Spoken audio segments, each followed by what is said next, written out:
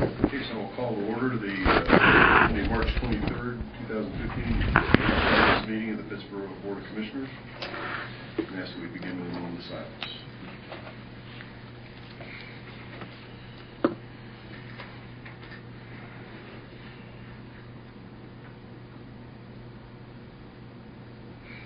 Thank you.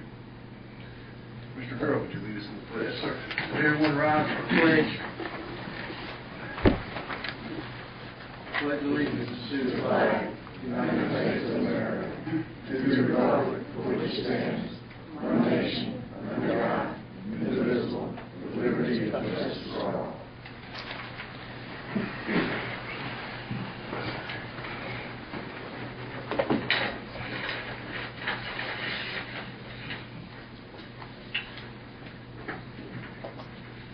Okay, our first order of business will be to approve the consent agenda, which this evening has only one item on it, which is the minutes from the March 9th meeting.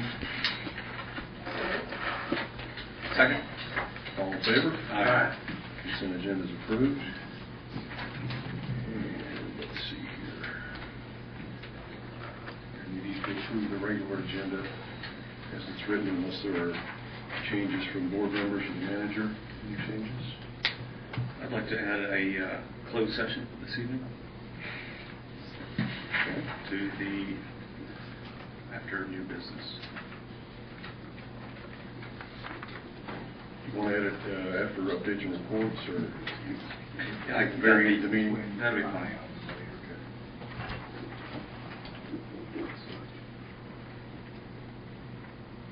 And under what provision are we in that?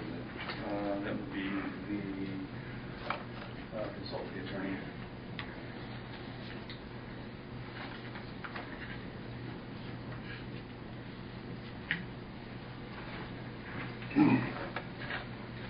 Okay, is there a motion to approve the minutes as amended with the addition of a closed session to consult the attorney? So moved. Second. All in favor? Aye. The agenda is approved as amended. Which brings us to citizen matters. I have two citizens who have signed up to speak. First would be Carolyn Eflin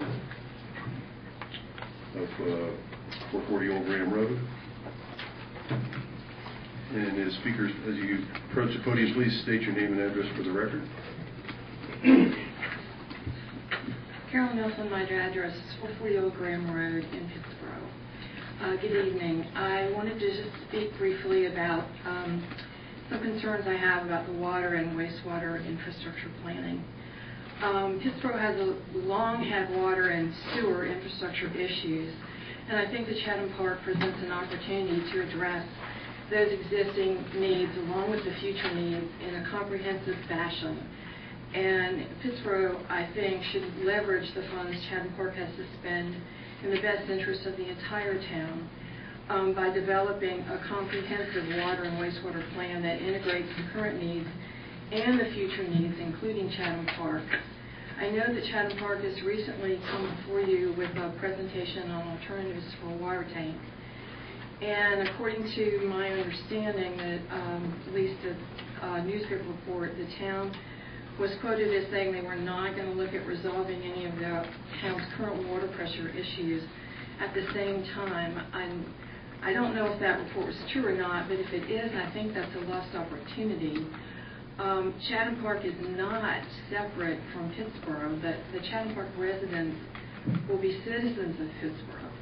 So I think the time is now to seize the moment and address Pittsboro's problems to the extent possible while addressing the growth that's required by Chatham Park, because I think it would be possible to do both at the same time for less money than addressing things separately.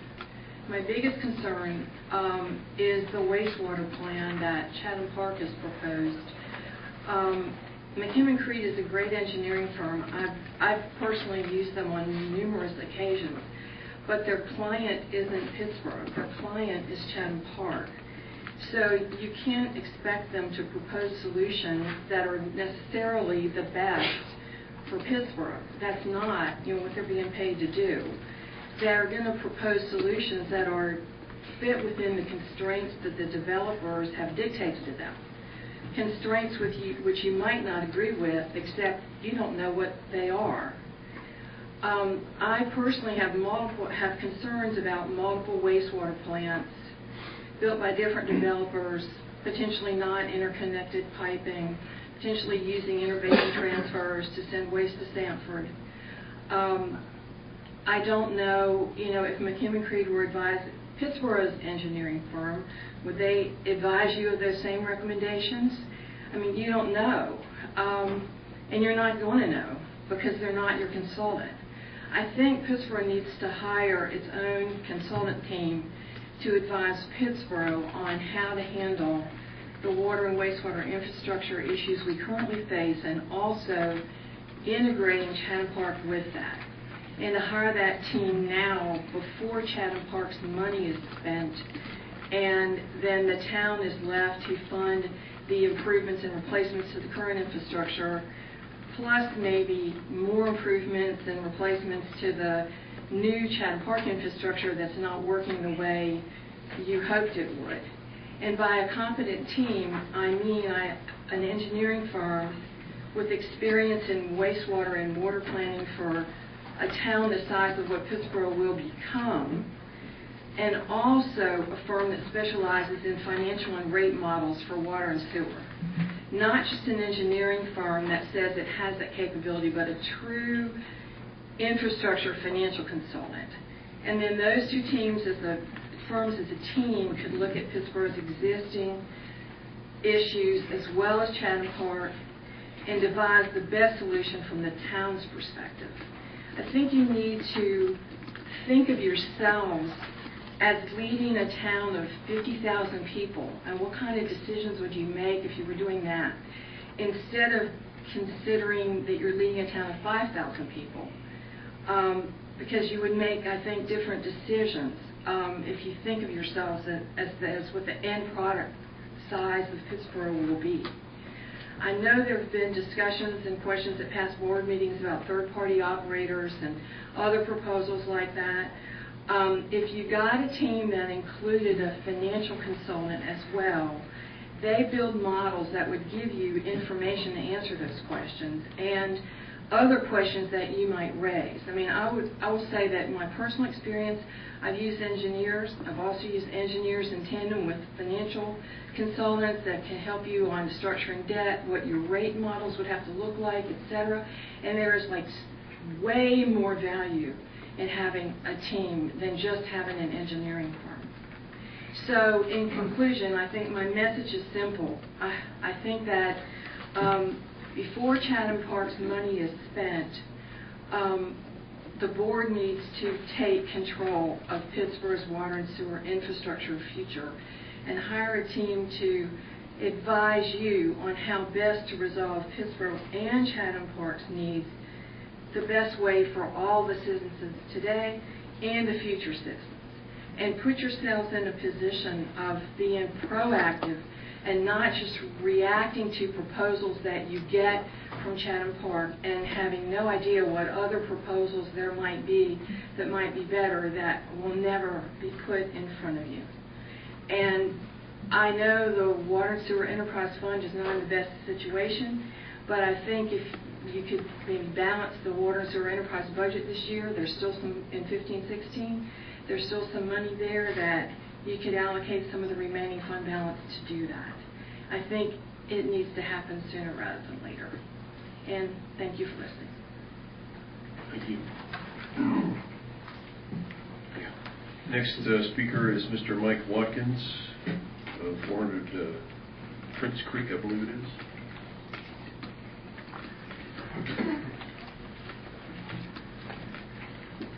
Mike Watkins, 400 Prince Creek, correct.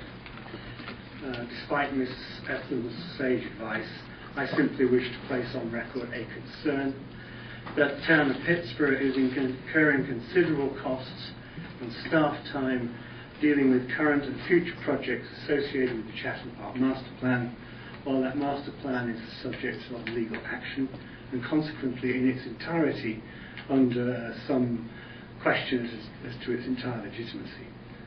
Thank you.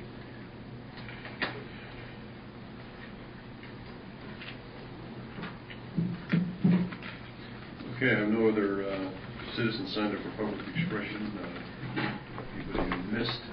If not, we'll move on to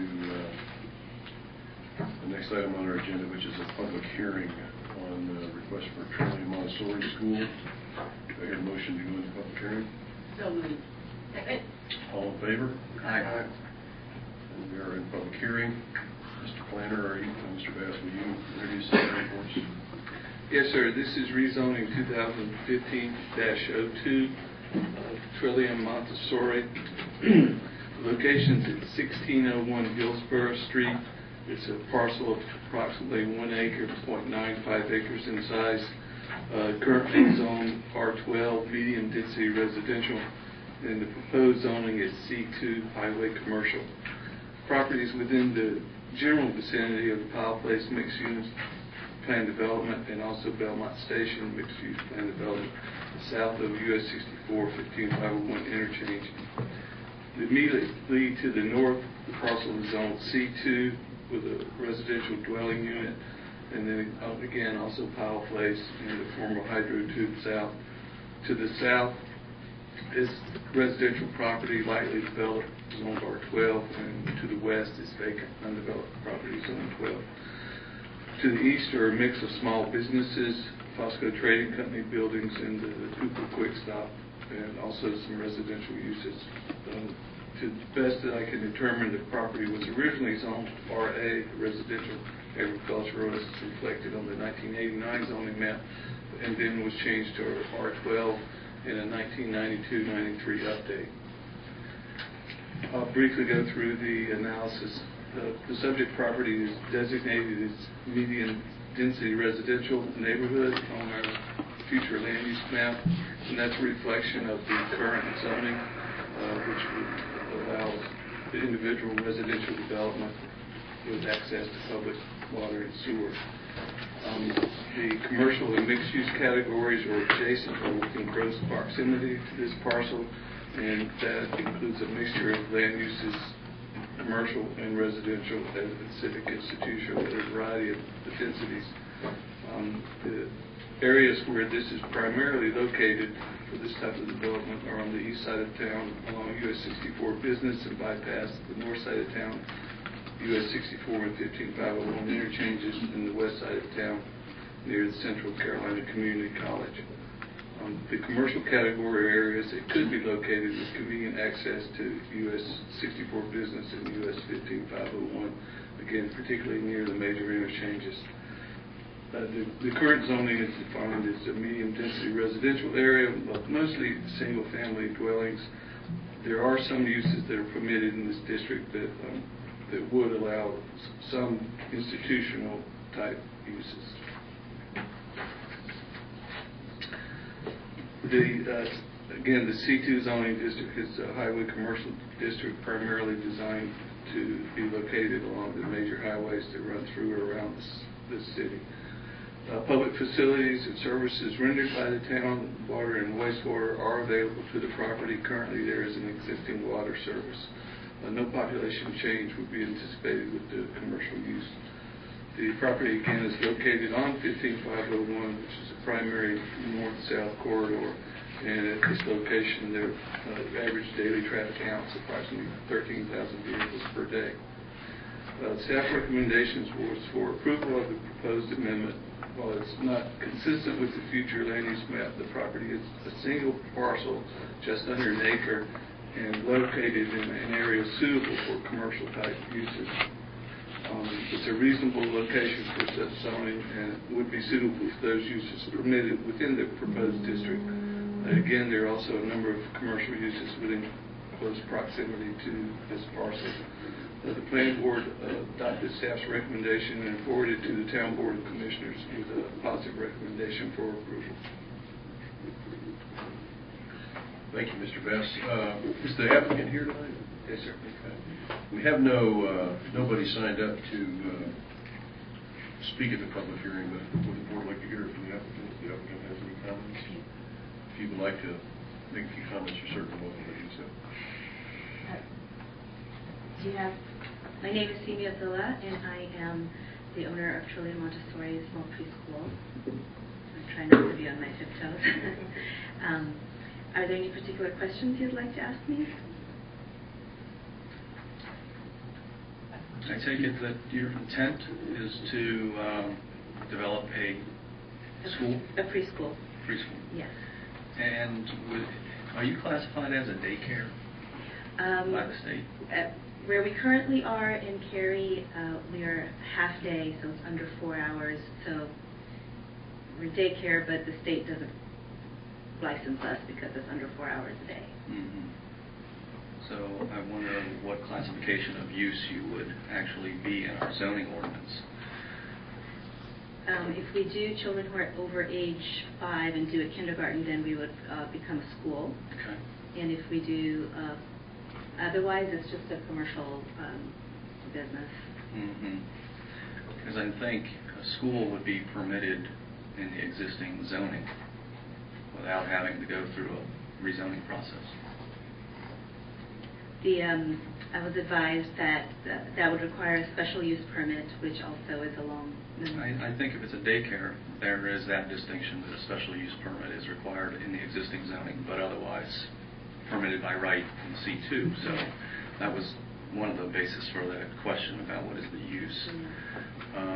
Well, the half day is what we are currently. I think a full day is definitely something I would like to be, in which case we would be classified as daycare. Mm-hmm. Okay. How many children do you have? We have thought about doing it in a couple of different phases. So we would start with one classroom of 20 to 24 children, and then add up to whatever the site plan would allow us to do, maybe 3 classrooms. I have a question. This is a really high traffic area during several times of the day. So with that sort of volume, how do you anticipate managing that for drop and pickup? We would definitely have all of that looked at and do the site plan approval, but what I'm envisioning is it's a really long rectangle of the lot, so there would be a long sort of driveway all the way up to the end with a circle at the end, so people could drive in and drop off would be at the very end. The teachers would take children out of the cars and then people would drive out. So you would be able to have a good 12, 14 cars one way and coming out at a time. You should move pretty quickly. Have you had any discussions with the NCDOT about driveway access? We're in discussions with them now. Okay. Have they suggested turn lanes? Not for the first phase. We're talking about looking at how many students, Yeah. what that kind of car ratio would be for the second and third possible phases. Mhm. That's kind of what we were trying to get a determination on, is at what point is the break point, if there is one for a turn lane. Right. Is the proximity, I think the proximity to that, it's a question for Commissioner Fiocco more than for the applicant, but is the proximity to that signaled intersection going to conflict with putting a turn lane in there? Is there going to be I doubt it. I doubt it. I'm sure it can be done. I just think it's a fairly expensive proposition. That particular intersection is not, Right. there's no signal there. Now, the one next. Right. With the main, the one by... Past that, yeah, right.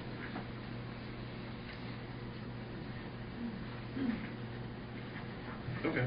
Well, we'll have a chance to ask questions at the, when it comes back to the vote as well. Anybody else have any questions? Well, I do. C2 is pretty broad, and it has a lot of uses, quite frankly, that I think are inappropriate for this site. There is another avenue available, and that's a conditional zoning. Okay. In conditional zoning, you can establish any conditions on your zoning request.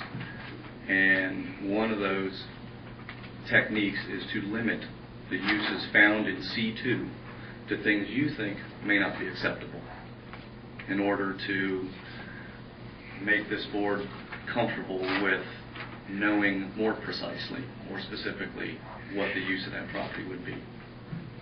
Okay.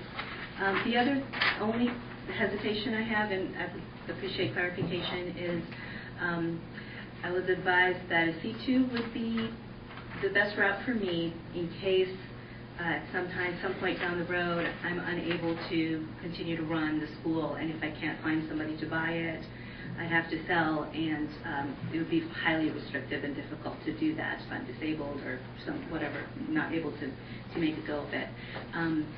Would a conditional zoning allow me to add a thing other than just a school to that place?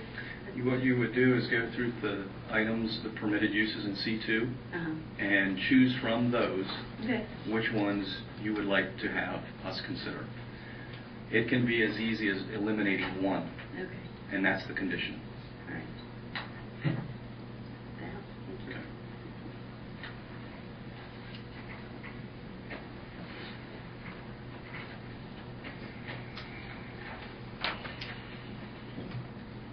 Okay. Are there any other comments?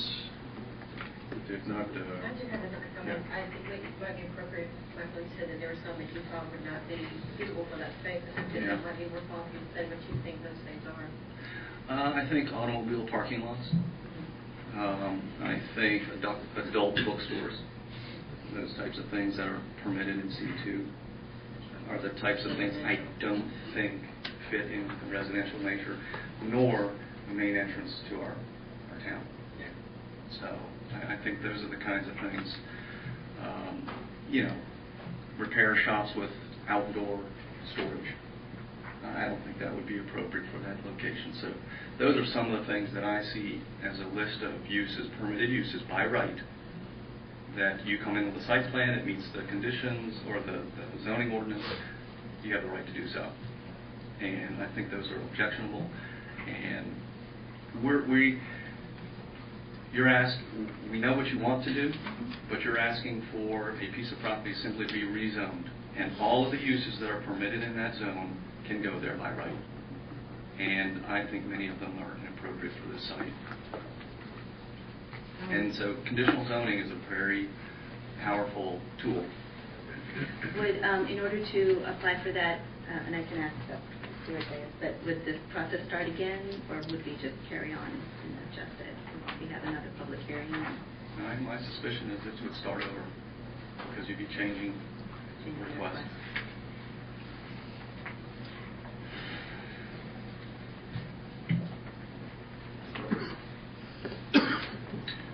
well, where have we left the applicant? The applicant's heard the opinion of one board member. I'm not sure we've left the applicant with clear instructions. Do you feel like you've got clear instructions?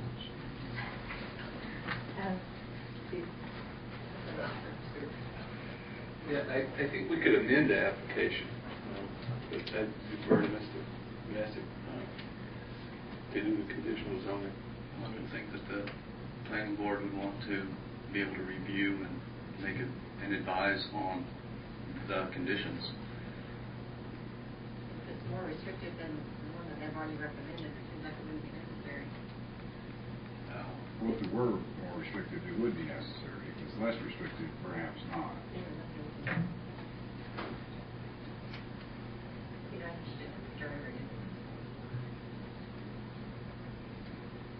But it's certainly the applicant's choice. Well, Mr. Messick makes a good point. The applicant can choose to let the process play out and have this come back as it's currently submitted at a subsequent meeting, and then the board would vote on it. Right now, you have no way of knowing what the other four members, how they would vote, so you're not armed with a great deal of information as you leave here tonight. Or you could take Commissioner Fiocco's suggestion and work with the planner to initiate a conditional use zoning. Well, let's be careful. Not conditional use, but conditional zoning. Conditional zoning. They're very different. So I guess the applicant has a decision to make. Do you want to come back before us in a couple of weeks and keep this train on the tracks, or do you want to take Commissioner Fiocco's advice, it sounds like, and start over again with conditional zoning? Mm-hmm. So I think it's possible that she wouldn't have to start over again if it's because this is less versus more storm. Start from scratch. Well, they change any zoning, or it should reapply, she must have started. Would you? Yeah, I'm trying to think, I'd have to look and see how we did it before. Well, why don't we, I don't think we're going to solve this tonight. I think maybe the applicant and the planning director need to sit down and maybe perhaps you can help her decide what's best for her to do based on what she's heard tonight. Yeah. Okay. Okay.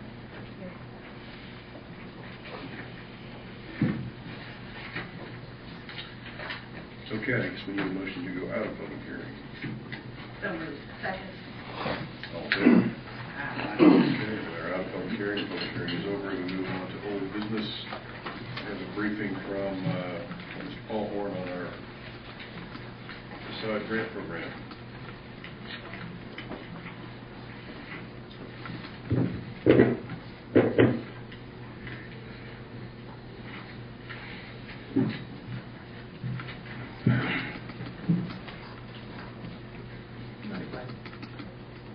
Darken, sure.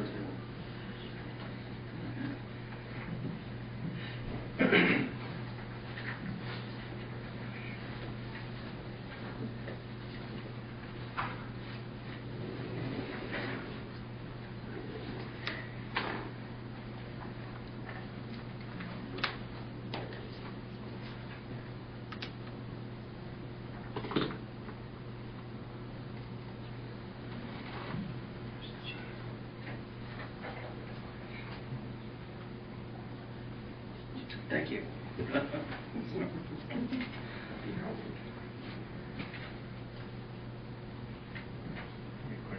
Quicker if I call it off the extra.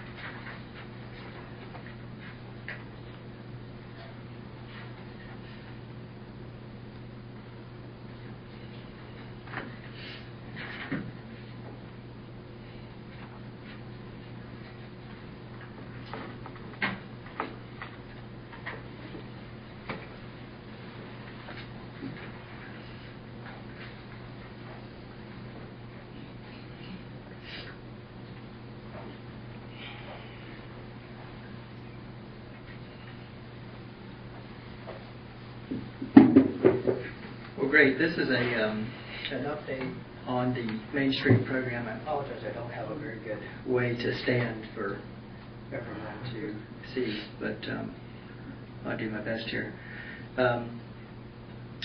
This covers primarily the facade grant program, but touches briefly into the other aspects of the program. Facade grants. First project we'll cover is the City Tap patio. This is the before photo. This is the after. I think your handouts will provide better imagery than this washed out PowerPoint. Sorry, audience. That was upwards of $50,000-$60,000 project there, of which we put in $3,000. But it has the potential to transform this back end. This is a Blue Dot Coffee and the salon there. That's before with our cedar shingles.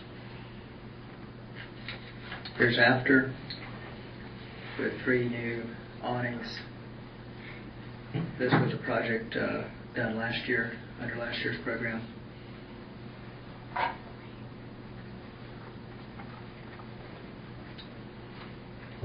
There's a shot with both. Second bloom.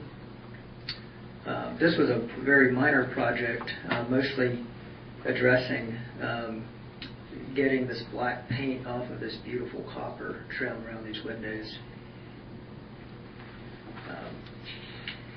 Also repainted the door and painted trim around there.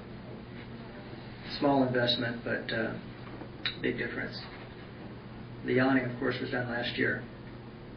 And lest we forget, this was in 2011. Jackson Press. We're all familiar with that building. Got a new black awning. And this is actually a Jackson Press. It's a piece of furniture. So for trivia night, might help.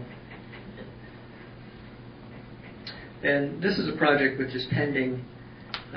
It envisions this arched awning, metal awning, and here it is further along. That's a Corten steel, and that's going to arch over this doorway here. And that's in progress now. It's, as you can see, it's in, being manufactured. This is a project I'll cover briefly only because last year's presentation for these occurred before this work was actually done, but this was covered under last fiscal year's budget.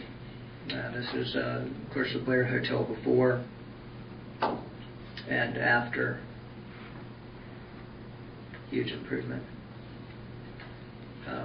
There have also been private investments in facades downtown, which we did not contribute to. Of course, the Chatham Park building here is now one of the most beautiful facades downtown, I'd say. Also, there are improvements to the barber shop and the fitness center. Those were private funds. And this is a summary of the finances. We spent, I think $15,000 was allocated for this year. We spent, well, close to $9,000 encumbered. And there was estimated $72,000 in overall investment. There were private spending on these same projects.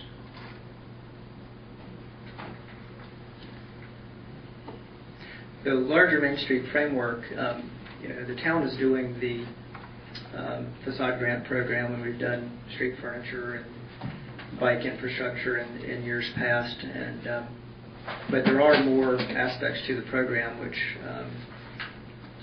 at some point we will likely take on and conduct a more comprehensive approach to the program.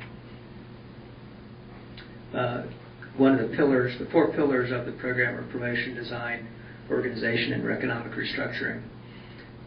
Promotion, there's a lot of parallel groups doing promotion for Pittsboro. Chatham Parks page has a beautiful opportunity. Explore Pittsboro. Pittsboro Business Association has a site. Retire NC has a great site. The Visitors Bureau,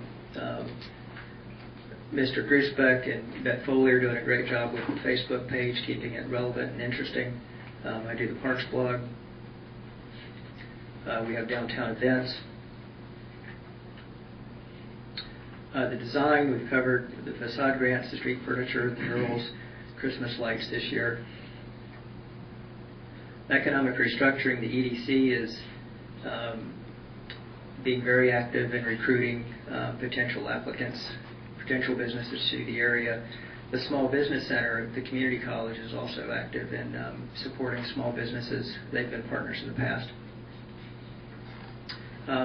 Organization, we've had a vacillation of public interest in the Main Street process throughout the tenure of the program. And I think we're on an upswing here, certainly with the investments of Chatham Park and the potential that brings. I think there's a lot more interest from the public to continue improvements downtown. Also, planning initiatives support this momentum as well. The Downtown Vision, which was generously funded by the Chatham Park and NCDOT, really does serve as a guiding vision for what downtown Pittsburgh can aspire to. I think it was done in a very short amount of time, but it's the first real kind of downtown vision, and we can build on that, modify it, go with it, change it. It's a good starting point for future development. Likewise, our UDO has opportunity for form-based standards to operate downtown. That's very exciting for me as a planner. So I think there's a renewed interest, a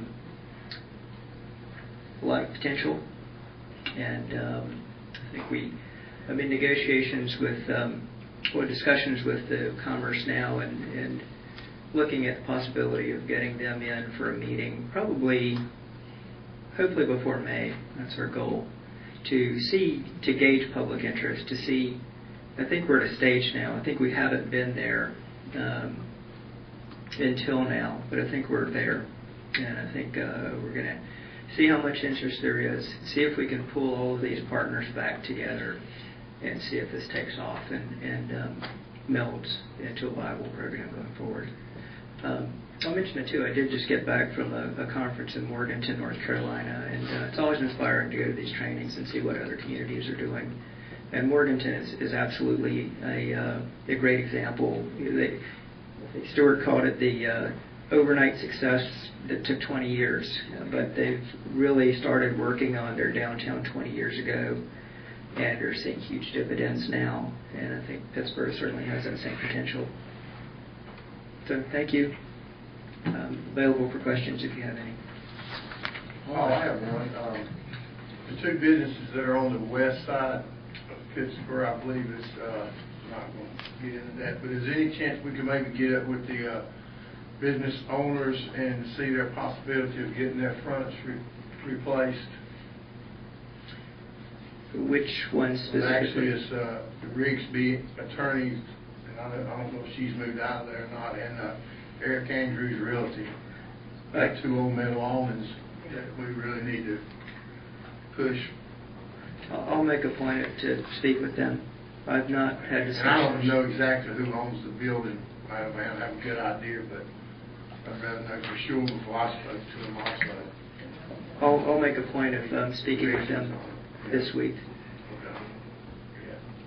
So you still have a remaining balance in your funds that you can Yes, sir. negotiate with property owners? Yes, sir. I just have a question about, I understand that for the new park, the Pocket Park downtown, that the bids came in kind of high. Is that something that the Main Street program funds can go towards some of that? It's something certainly the board could decide to transfer those funds if you so chose. Yeah, that's something that would be a real boost to the downtown. It's certainly in alignment with those goals. I think it's great. I just have a comment. I mean, it looks like an amazing amount of work. Well, since we first started. Thank you. I mean, you really, visually, you can see. It's really dramatic. The difference is it's really amazing to see. Well, credit goes back to you for funding this, and Beth, you certainly initiated this process back when we started in 2010. Yeah. So, and I certainly push that thanks back to you from business owners, which are excited about this. It's not great. It's a good thing too. That's really amazing. And people have really taken advantage of it. Paul, my recollection is that the Commerce Department promised us 2 years of help in the Main Street program, and that those contracts have come and gone. You're talking about getting back with Commerce. What would be the purpose of reconnecting with them? They have other...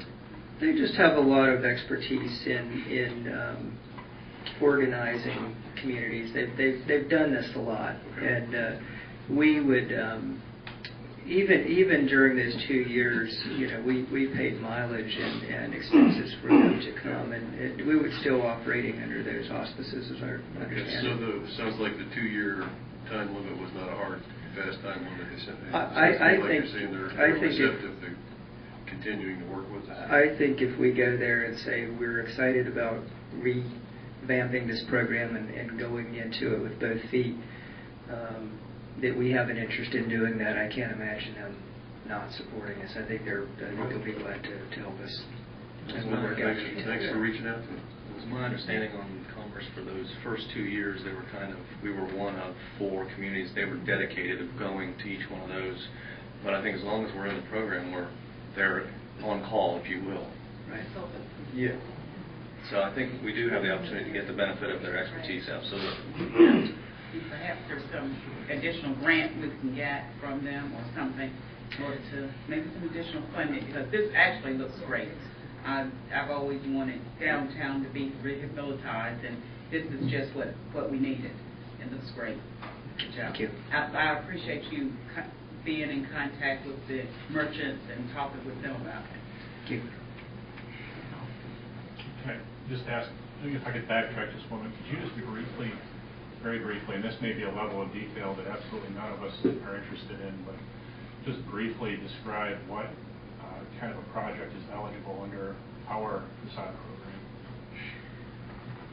Really, most everything. I mean, you still have to adhere to overall standards of, certainly if it's an historic building, we would not fund anything that would, grossly deviate from that. But within broad standards of keeping downtown Pittsboro, I know that doesn't say much, but you all know what I mean. We pretty much fund anything. What we're looking for mainly, though, are projects. It's we maximum up to 3,000 projects that will be small investments but have a big impact. I think those are the ones certainly that are most attractive to me. If my roof is failing, can I use it to fix my roof? No. If you only wanted to fix your roof, then that would not be eligible project. If there were, say, bricks that needed repointing as part of a paint job or an awning or some other more comprehensive. And that's something when I speak with owners, we work out kind of the scope of what is available and what's not. Thanks. Sure.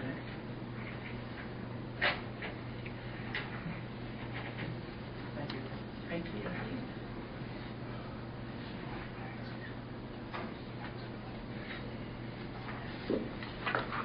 Okay, that brings us to item number 2. The new business is a presentation from Whitney Beer Schmidt, Solar Panels Plus.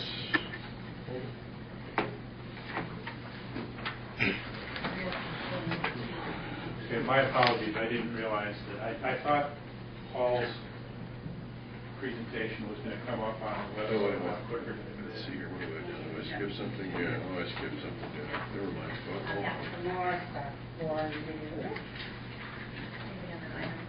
Yeah, I misspoke. I'm sorry. That's okay. I got us out of sequence there. Yeah. Put my check mark in the wrong place. Do you need this back? Paul. Paul. Watch it. I'll go on to this. Here we go. Confused everybody now. This is put in there. Yeah, we're still in old business, and this is, the next item is agreement with Chapman Park Investors to provide financial support to the town. Mr. Manager, you can introduce this one. Yeah, I will get us started. I understand there may be a little bit of discussion around some of the nooks and crannies of the agreement. But I'll set the table, and then certainly Mr. Messick, and we have Chatham Park Investors attorney Ken Eagle with us this evening. And in a nutshell, what we're dealing with is an agreement that started back in December of 2014, which stipulated in Section 10, Paragraph 6, that the applicant would help with costs that were going to be incurred by the town in dealing with development in Chatham Park and Chatham Park PDD. And it included a number of things such as the UDO, town staff, consultation, additional funds needed to help complete and review the additional elements, which is the long sort of 12-item list of things that the town needs to review and approve before development can proceed past a certain point. And really just to kind of help with the impact of helping to plan from a staff perspective of what's happening with Chatham Park as it moves forward. The board approved the agreement, the original agreement back in June of 2014.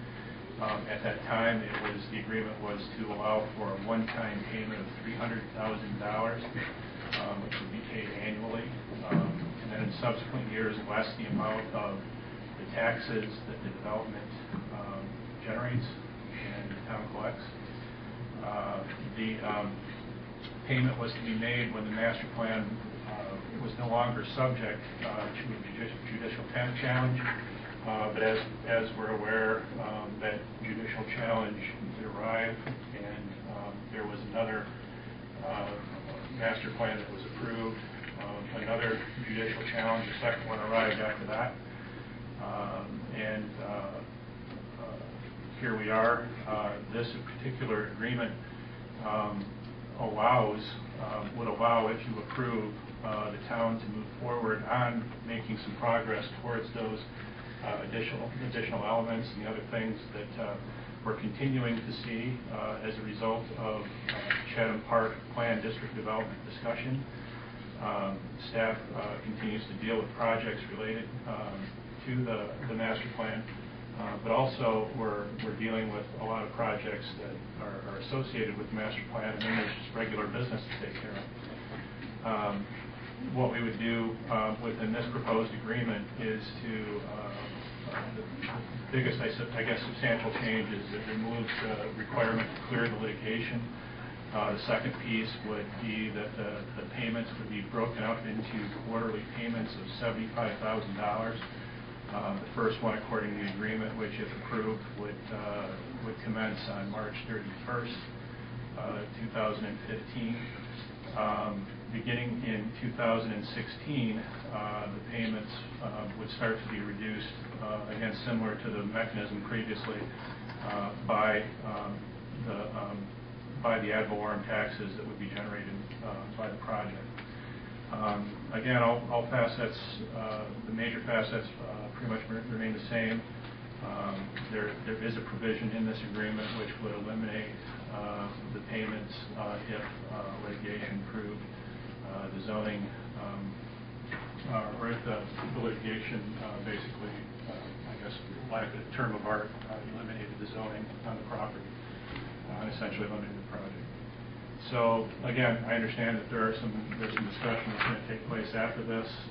I know that Mr. Messick indicated, based on some of Mayor Terry's comments, that page numbers should be added to the document, which I think is appropriate. And also, I think there was the insertion, insertion of a word on one of the pages, which we can point out here in just a moment. Since I sent you all a revised copy of that, this is another version of it that has both the page numbers, the additional word cost on the third page, and also has CPI instead of Chatham. And I believe those are the concerns that Mr. Cleary had. And these are acceptable to the CPI or Chatham Park Investors. Otherwise, it's the same as you've seen before. So just sum up really quick, essentially what we're asking this evening, after review between Mr. Messick, myself, and Mr. Eagle, that we're looking to review and discuss, and our recommendation at this time would be to approve the execution agreement as suggested. If the agreement were to be approved, then we would be following up, staff would be following up with I believe I'll call it a budget adjustment, a formal budget adjustment that would be made to account for the payments and to also set up an accounting for the additional funds which would be expended so that we can properly track that on an ongoing basis. And so that recommendation, that discussion before coming with that, I would tap out and open it up for further discussion.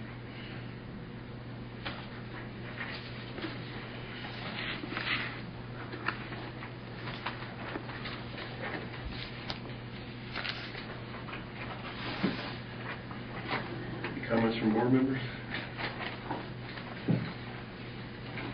If not, I have just one or two comments, and then we can move on. But first of all, I'd like to thank the developer for their willingness to decouple the provision of these funds from the lawsuit. It's greatly appreciated that you're willing to do that and understand that we're incurring expenses regardless of the outcome of that lawsuit, and I appreciate and thank you for doing that. My only other point that I want to make, and I can be talked out of this with a short tutorial probably, but because I really don't want to delay this unnecessarily, but it says, in the background it says, the purpose of this is to help the town of Pittsboro cover costs associated with the 7,000 acre development that is Chatham Park. I'm concerned that the UDO really isn't related to Chatham Park. It's a separate effort that the town would have undertaken and was in the process of undertaking, whether Chatham Park was coming or not coming. And I think it would be in the town's best interest to use these funds on things that are truly related to Chatham Park, like expansion of utilities infrastructure and that sort of thing. I don't think it would be particularly onerous to the town's budget if we had to pay for the UDO work out of our general fund accounts, because that's a fairly healthy account. Whereas if we have to eat the cost of, say, the preliminary engineering report that we're now getting ready to undertake for the wastewater treatment plant, that money will have to come out of the enterprise fund, which is a fund that's sort of in trouble. So the suggestion that I would make would be to, on page 1 of the agreement, just strike the last paragraph that says, whereas Chatham and the town agreed that development and adoption of a unified development ordinance would provide town with a better method to regulate future development in town, including in the development. I think we could take that out. And then on page 2, let's see, counting down the whereas is 1, 2, 3, 4. On the fourth whereas, I would strike the words the adoption of a UDO, and I would replace those words so that after respect to, it would say respect to utility infrastructure, engineering and design work, comma, review and approval of additional elements, approval of one or more development agreements and capital and operational costs, etc., etc. So,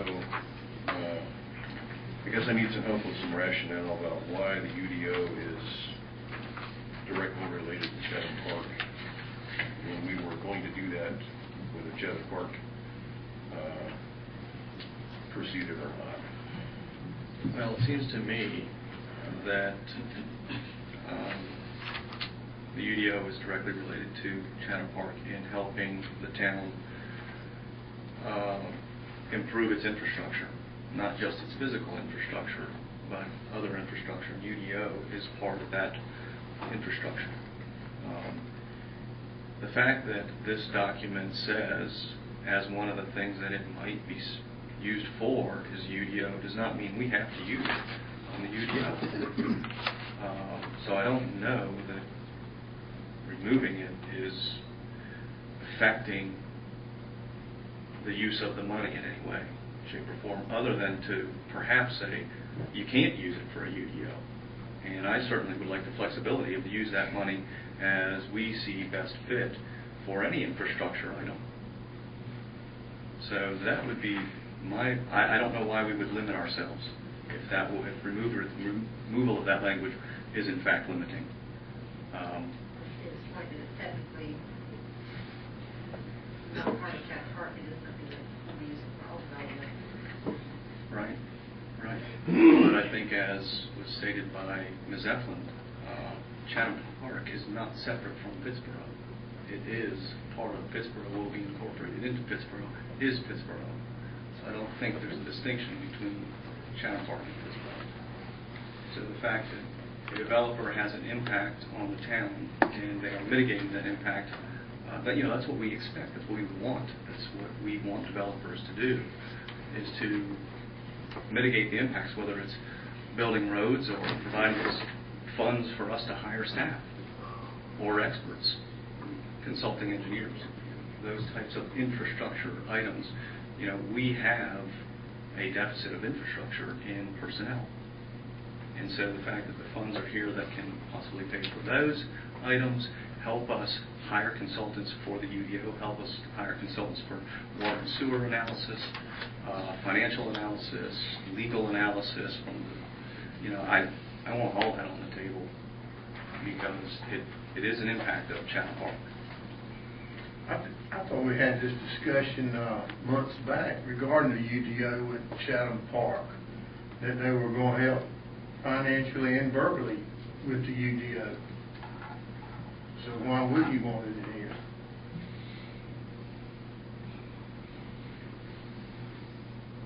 Well, I'm happy to take as much money from Chatham Park as they'll give us. I'm just going back to the rate premise that the purpose of the money is to help the town cover costs associated with the 7,000 acre development. And I just don't see the UDOs being tied to that. I think it's something we're going to do anyway. I'd be happy to take $500,000 if they would give it right there. Yeah, I generally see your points, and I don't know that I would. I don't know that I have in mind in playing with different scenarios that we would be looking at completely funding all of the UDO costs with the money that we would be receiving under the terms of this agreement. But as I understand it, originally the reason for the UDO's inclusion in this agreement was that while the town may or may not be interested in tackling a UDO at some point in time, certainly it was in the developer's interest to make sure that we had the wherewithal to keep the UDO moving forward. And from that philosophical standpoint, that's why it was included into the agreement. I know at one point in time there was some discussion as we were working on the agreement of possibly not including, and ultimately it did make it in there as a possible use of these funds. So I guess from that standpoint, I would propose at least keeping the option of having it in there, realizing, of course, that we may not be spending all of it on the UDO. The other thing that I would point out is that, and probably this is a future discussion another time, is that yes, the fund balance is pretty solid right now. It's probably a matter of perspective on how healthy the fund balance is. Certainly thinking forward, it's certainly, in my view, that we should do what we can to protect that fund balance as much as we can for as long as we can. The enterprise funds wouldn't necessarily be a source of funding for the planning that we have on the horizon. There, I think we have a mechanism in place in the form of the capital reserve fund, which can certainly help with a portion of that as well. But I think this money would be a big source of a lot of the capital infrastructure planning that we're about ready to embark on. Yeah, like I said, I don't want to belabor this, and I don't want to delay the payment of it. I would be happy to go forward with the agreement as presented by Mr. Messick, with the understanding that the board's direction to the manager would be to the extent possible, as you budget these $300,000, to earmark it for utilities infrastructure, prioritize that first, and then if there's remaining balance, I have a feeling you can spend a lot more than $300,000 on things related to Chatham Park in a year.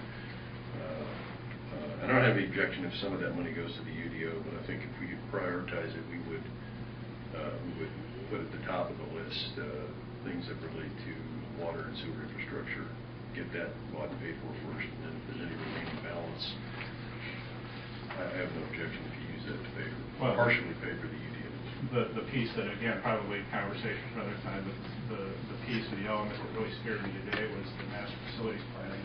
And so, reading some articles on how communities went about their master facilities, that's one of the additional elements that's required. But certainly from our standpoint, we have a real boots on the ground need for it. And it can take as long as 10 years to build a new facility. So that's and you'll recall during the retreat, we wanted to, and I think maybe what you were contemplating was a little bit simpler than maybe what I'm contemplating, but one of the things that I did in the last week or so is started to review RFQs for consultants that can help with master facility planning. And I mean, that's something I don't want to sleep on any longer than we have to.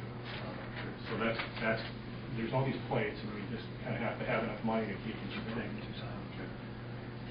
I just have a question. I know that $300,000 has been on the table for a long time, but I just wonder how that number was arrived at, and is that really significant enough to cover what our expenses are going to be? And what happens with the ad valorem, and how much is that going to take out the taxes? I just wonder sometimes, I'm concerned that $300,000 is going to go pretty quickly. That's my only concern about this. I feel like it may not be, still have a lot of expenses beyond that. Yeah, that was probably a year and a half ago when we were contemplating the first form of this agreement. There was some discussion on how much that certain elements of handling the additional costs would cost us. Basically how much would we incur? And I came up with a number that's higher than $300,000. I was returned a number that was, I believe, lower than $300,000. We just simply met at $300,000 at that point. So it really wasn't a heck of a lot more detail than that. Yeah, Commissioner Fuller, I think if we remember that this is mostly for supplementing the administrative work of the staff and consultants. It isn't meant to cover things like if we need to run a 3/4 of a mile of pipeline to connect to a project that Chatham Park is doing. They're going to actually build that and pay for it. And so the $300,000 will not go to pay for any hardware put in the ground and develop it won't be paid. So this is to augment the staff and to pay for engineering and design and planning studies and that sort of thing. So. And as the mayor and I discussed a few days ago, I think there's a commodity that's being purchased, and this is from the standpoint of the developer, and that's that they have a business interest in making sure that the project moves forward and the process moves forward efficiently. And we've agreed, I think, and this agreement would formalize that we need certain resources to help keep that process moving forward on a timely basis. Thank you. I'm satisfied that my concerns have been heard, and if somebody wants to make a motion on the amendment on the agreement as modified and presented to us by the attorney, I'd be happy to entertain that motion. Well, I'll make the motion that we authorize the town manager to execute the agreement. Second. All in favor? Aye. Opposed? And the agreement as amended by Mr. Messick and just delivered to us is approved.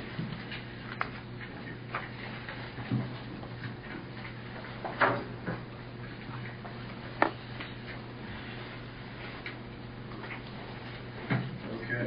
Let's see.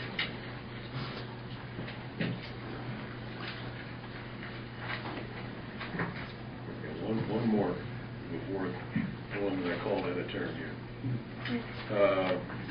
Under new business, this is a resolution to support House Bill 108, which would create a loan fund for development of sites or buildings. I can Yeah, go ahead. take this one if you like. This comes out of a request from Diane Reed, the president of our Economic Development Corporation. In recent meetings, the EDC board, she related to us that this House bill is going to be introduced, and it's one of our local representatives, Representative Rivas from our district, is co-sponsor of this bill. And what it basically does is create a loan fund to help local government entities and economic development corporations prepare properties so that they're more attractive to potential new business that might be coming to the area. And if you have a chance to read the legislation, I think it's pretty clear. It doesn't require any funding from the town, quite the opposite. It creates a loan fund, a process by which either the EDC or the county could borrow funds, say, to enhance the Siler City site, the Siler City super site, or perhaps the Monteure site, or even if we wanted to do something to enhance the vacant Townsend's Chicken plant here in town. We came up with a plan. This loan fund would be available to help improve those sites to make them more attractive to potential new businesses coming into town. And all we have before us tonight would be a resolution that this board is in support of that House bill. And if we pass the resolution, then we could ask the manager to forward our resolution under cover of a manager's letter to Senator Foushee, who represents us, and our representative Rivas, who also represents our district. Sure. We need a motion to approve the resolution of support for House Bill 108. Motion to approve a resolution of support from the Town of Pittsburgh, North Carolina, for HB 108 to create the Site and Building Development Fund. Second. All in favor? Aye. Any opposed? None opposed, and that resolution is adopted. Thank you.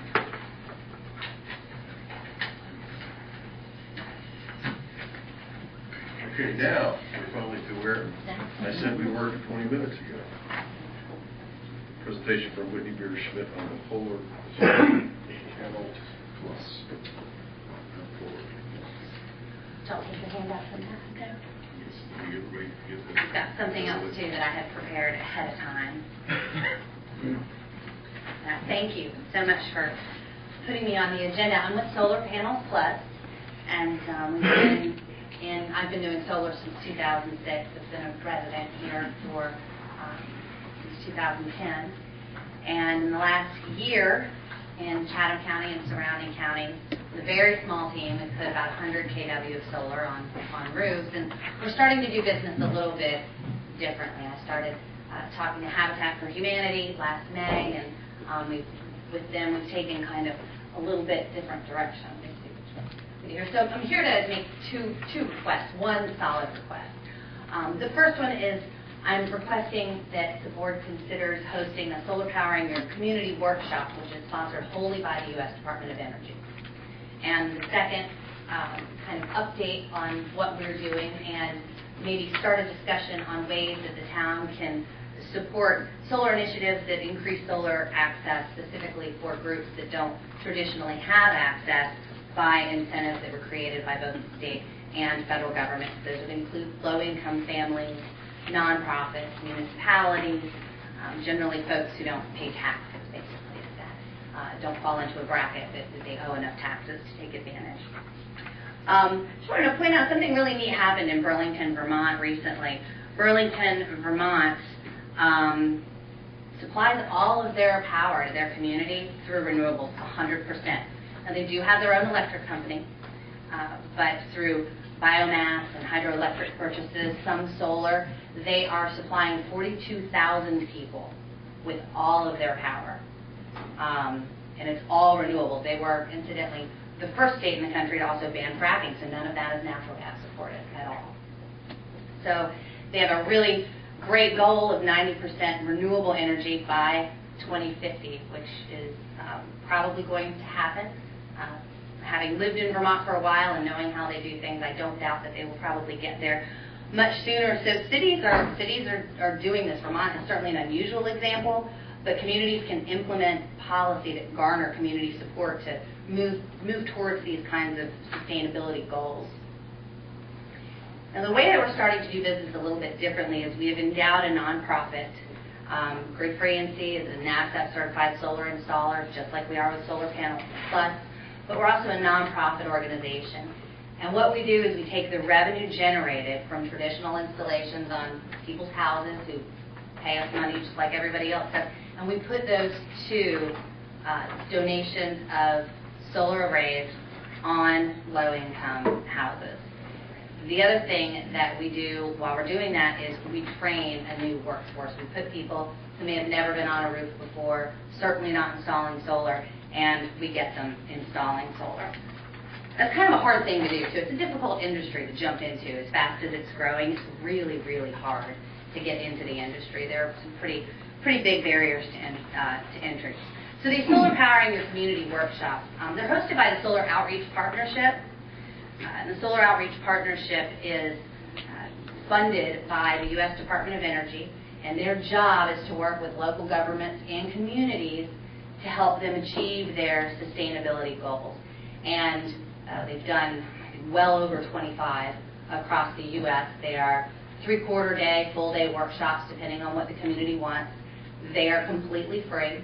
The Solar Outreach Partnership will take care of as much of the logistics and programming as the community wants, and then the community can also have as much input as they desire to have. It's community-driven. The host community identifies the areas of needs or interest and works with the partnership to include those in the workshop. And we're talking about permitting officials, planning officials, business owners, architects, citizens, schools, just about everybody. It's kind of a Solar 101 for communities. What are your goals, and how can we get there? Okay, just talked about a little bit about who the Solar Outreach Partnership is.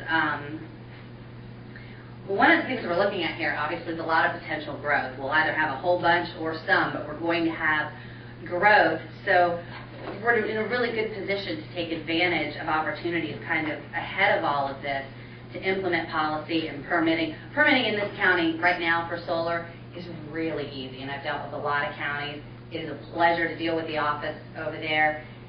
That's going to go away. I would anticipate, not the pleasure part, but certainly the ease with which we are able to do things. I've also permitted in Montgomery County, Maryland. The process is way more complicated. They got into it kind of after a solar boom hit in Maryland, and they really, from my observation, were behind and playing catch-up in their policies, thus creating a lot of policies that, in my opinion, as an installer and 15 years in the contracting industry, throw up a lot of barriers to growth in their solar industry. It makes it a little bit difficult for the citizens. I lived in Montgomery County for a long time. So the broad goals of the program would be to assist governments and stakeholders in identifying and building sustainable local solar markets, and that encompasses a lot of different things, which I'll talk about in just a second. Community growth while solidifying an environmentally low impact existence. When communities get together and do this kind of thing, they really come together. Neighbors start talking to each other, organizations start talking to each other, municipal departments start talking to each other, everybody starts talking to each other, just like any community program. To build a robust, trained technical workforce in the solar industry, we're going to need lots more solar technicians. I, myself, have used many more. I'll use easily triple this year what I used last year. And we pay these guys $12 to $15 an hour as they start. It can be something where we pay some of the highest wages in the triangles, our installers. But it's something that these installs fairly easily support if they're done right. And then include low-income and nonprofit community entities in solar adoptions, community centers, churches, leaders in the community that really should be able to benefit from this. Now, specifically, the workshop would help identify goals for solar market development, incorporate solar into comprehensive plans, solar development regulations, the Solar Outreach Partnership has an extensive volume of reference materials and literature on streamlining permitting processes, how you can implement regulations that will be beneficial to the local marketplace, and then procure solar if it's something that's appropriate for municipal facilities. So how do we do that? The first step is to contact the Solar Outreach Partnership. I included my contact. His name is Chad, with a Nepalese last name that I won't even attempt. Contact them and say, hey, we'd like to do this. We'd like to investigate doing this. And then he gets everything started and works with the municipality, works through whether or not it is something that is a good idea, and then they take it from there.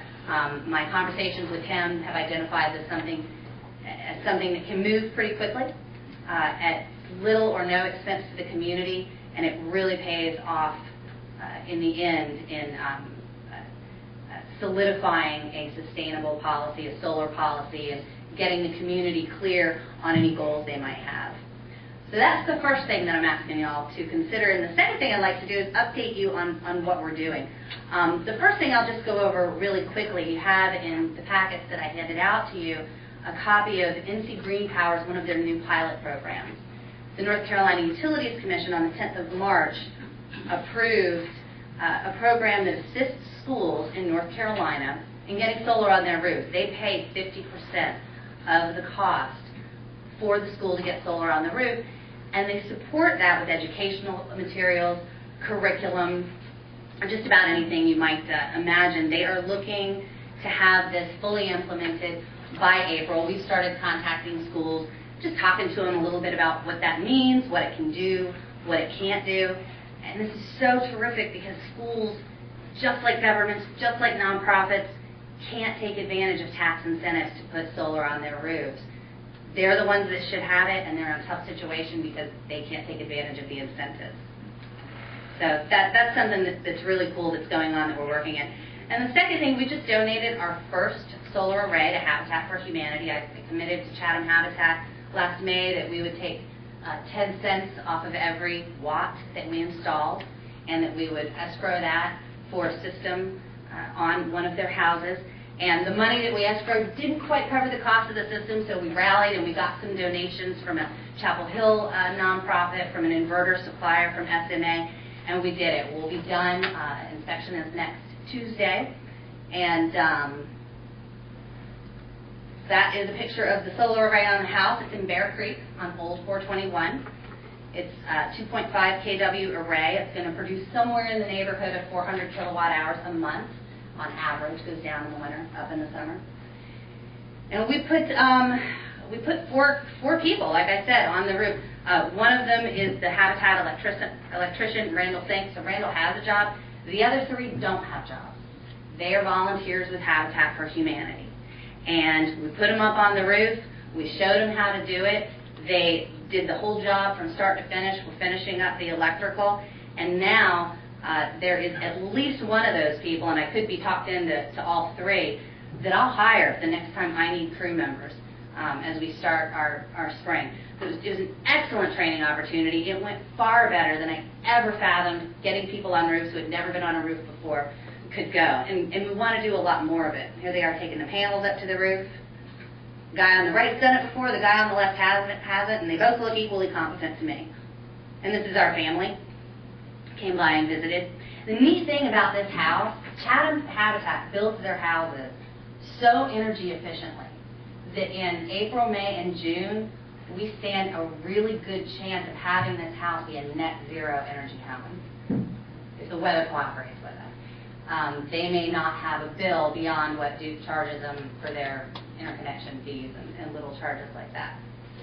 So we want to do a lot more of that, and the Solar Workshop is a way that we can create more business. We're the only solar company that I'm aware of doing this full-time in Chatham County. I know that we're the only one doing it full-time in Chatham County, but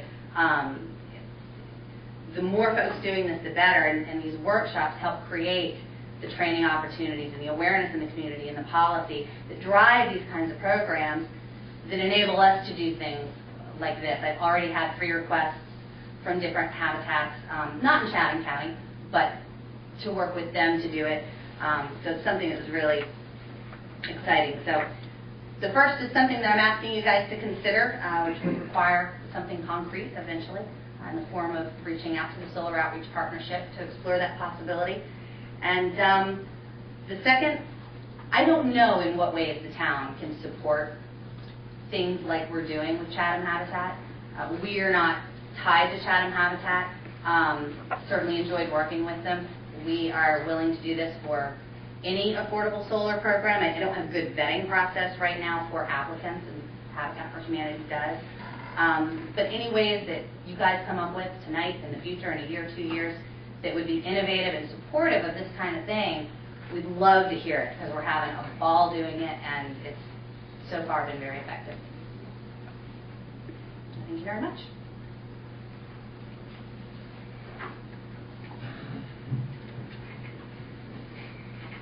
Any questions from the board?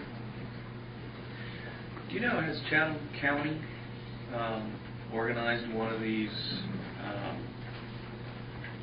I guess, not a charrette, but a, workshop? Chatham County has not. Okay. Chatham County used to be a member of the, I'm going to get this acronym wrong, ICLEI. It's the Organization for Local Governments and Sustainability. They are not anymore. That's one of the participating entities in the Solar Outreach Partnership. They have the closest workshop to where we are was down in northwest of Charlotte, maybe 2.5 hours away from here. I can't remember the name of it. This is a smallish town, but northwest of Charlotte. There's not been another one. Certainly not Chatham County, and not one in the Triangle. So tell me, what goes on at the workshops? What kinds of things are covered? Well, it can be anything from sort of your typical Solar 101, what is it, how does it work, why is it a good thing, to we're a permitting department that sees relatively little solar traffic now, and we're expecting a bunch more. How do we deal with that? How to get community solar gardens incorporated in town planning, city planning, community planning. Currently, solar gardens are not something that are very available in North Carolina because you have to go around them. Not around them legally in the sense that they are illegal, but Duke has not implemented a way, even though they could, to meter these things. What a community solar garden is essentially everybody buys a piece and then everybody gets to take out energy.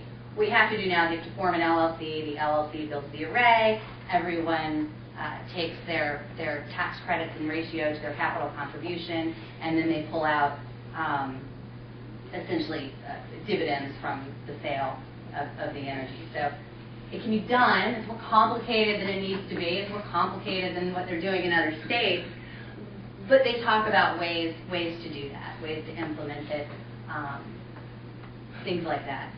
If there were a particular goal, say a community that is being built that perhaps could use some guidance on their energy guidelines or use, they would look at that individually and say, okay, we see what you want to do. Here's some suggestions on how to get there. They offer technical assistance of every kind imaginable with this sort of thing. Engineers, land use planners, permitting experts to help the community define, first of all, and then reach their goals. So what would be required of the town to do a workshop like this? What kind of staff time? It sounds like you would be taking on some of this, but you're offering to do that. I am offering to do that. The event coordinator in me certainly would be happy to do that. I guess it would probably be naive to say none. Yeah. I would anticipate minimal. I asked specifically just regarding venue. I said, what do you need regarding venue, Chad? And he said, well, if you guys have a place that you can hold something, we'll take you up on that. But don't worry, if you don't have a place, we'll find it. We'll secure it for you. So I would say minimal. It would require more of an analysis probably than I have the ability to do and give you a number, maybe 20 hours of staff time off the top of my head. They hire the speakers, they arrange the speakers, They gather the materials, they will make the venue arrangements if that's what is needed. I guess my thought is if something like this were to occur in Pittsboro, it would be a collaborative effort between the town, the county who does our permitting and inspections, and the community college who has the venue, and a very nice venue over there. Plus, they have a sustainability program in the college that would probably have a high level of interest in something like this. So, Pittsburgh is a habitat. They're going to be doing a lot of building in Pittsburgh. Mm-hmm. And I think you're absolutely right. It could even, I don't know if it would be useful or not, but Wake County is just right on the other side. I mean, it could incorporate other counties to the extent that that's useful for this area. I don't know that it would be or not. It sounds to me like as we're doing our UDO that this might be something we want to consider is having solar piece in our unified development ordinances that we're doing. I lived off the grid for 10 years and I'm a big fan of solar. It's always interesting for me to find out who's lived off the grid. It's always. I lived in a community that the nearest power line was 20-some miles away. So everybody lived off the grid. Yeah. It's really nice to not have a power bill. It is. One of my installers, I just found out, did it for 14 years. I had no idea. He was in Connecticut. Power never goes out. You definitely, there's some adjustments, but it's great. Well, and considering that, I mean, one of the things that's cool about these smaller footprint houses, I see many, many, many people who make a lot of money. The ones that are really exciting to me are the folks in the 1,200 square foot houses, energy efficient. This Habitat house and houses like it, they stand a real chance of going off grid over the next 5 to 10 years. It's guaranteed that the power bills are always less than $60 a month. Yep, absolutely. And folks in that income bracket spend about 15% of their disposable income on energy, whereas mid to upper income, it's 2 to 5%. It's an extraordinary burden. It really is. That's great that you're helping in that department. It's very exciting. In reference to the community workshop, did you discuss the cost of these at that time? Did you discuss that? The cost to the town? No. I'm sorry. The cost of the installation of the Oh, solar I'm panels. so sorry. Yes, absolutely. That's usually part of Solar 101. It's kind of grid parity and how much does this cost, how much can it cost. Solar installations are right up around $4 a watt. We run real lean. We're down around $3.59, so we're already sort of down low. But what people can expect, how to judge what you're getting, is it really right for you? Financing, solar promotional financing is a difficult thing. It's a dangerous thing. It's a highly promoted thing. That would be a piece that I would incorporate both for corporate and private folks, residential folks, I should say. So if we wanted to entertain the idea of doing a workshop, Mr. Grusbeck, I guess we should talk to the county and other people, and then do we, as stakeholders, sort of figure out what we want to get out of the workshop, or will they propose some options that might fit what we're looking for? It goes both ways. The first step after the players are sort of identified would be to contact the Solar Outreach Partnership and say, we want to do this. And then they would say, okay, what are your goals? And you either say, this is them and we've got some gray area here, or we have no idea what should our goals be, or that's an area we really need help with. Whatever is asserted then will determine how they respond. They will put together the whole thing for you, come in and surprise you. Doesn't seem like that would be an effective use of the time, but we can go from there to this is exactly what we want you to address. Please show up and we will be listening. I think the workshop would be a good idea, but I'd like to do it in a larger venue so that everyone in the county and the towns could actually come and just hear this particular information. So, as you said, The meeting room at the library comes to mind as a good place. Right there, CCCC. Yeah. and just advertise it really well. So, Yeah, I don't know of a bigger meeting room than that in the county. There might be one. The Ag building's got a big room, but it's not set up with the audio visual. Right. The one downstairs. Yeah. So I guess I'm still not totally sure what you're asking us, what action you're asking us to take. I get the sense from the board that we don't want to impede your progress, and we would be happy to see you do this. Well, the request for, I think I can clarify that, the request for a start in dialogue needs to come from some local government entity, county, town, whatever it is. So that is my concrete request, is that some kind of request for that, right, communication start.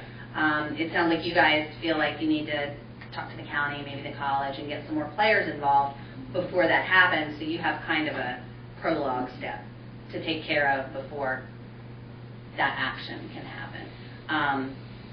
The other thing I can do is just reach out to them and say, hey, we do want to do this, we think.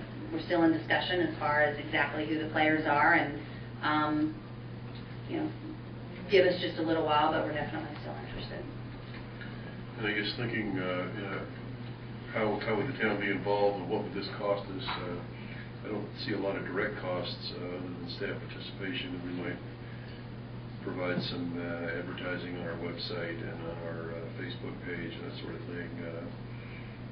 Some of us would be interested in going to the, listening to the presentation. But other than that, what direct costs would you expect the town to incur to participate in this?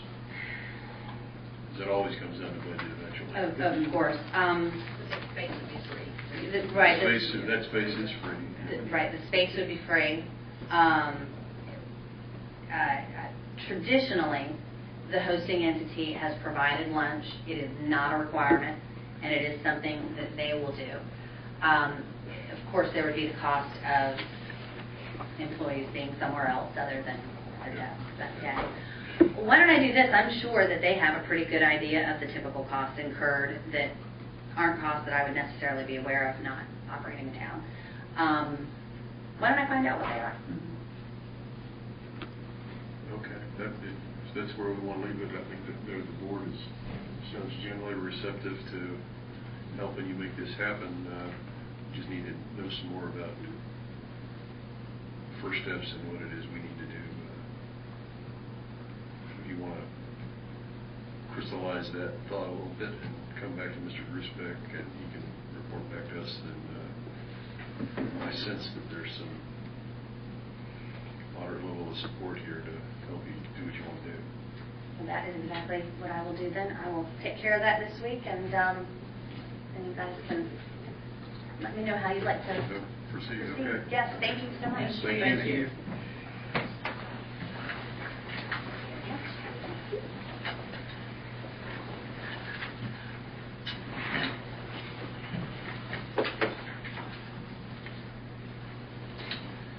Next item, number 3, under new business, is wastewater allocation for Chatham County's expansion of the animal control facility, animal services facility, they're calling it here.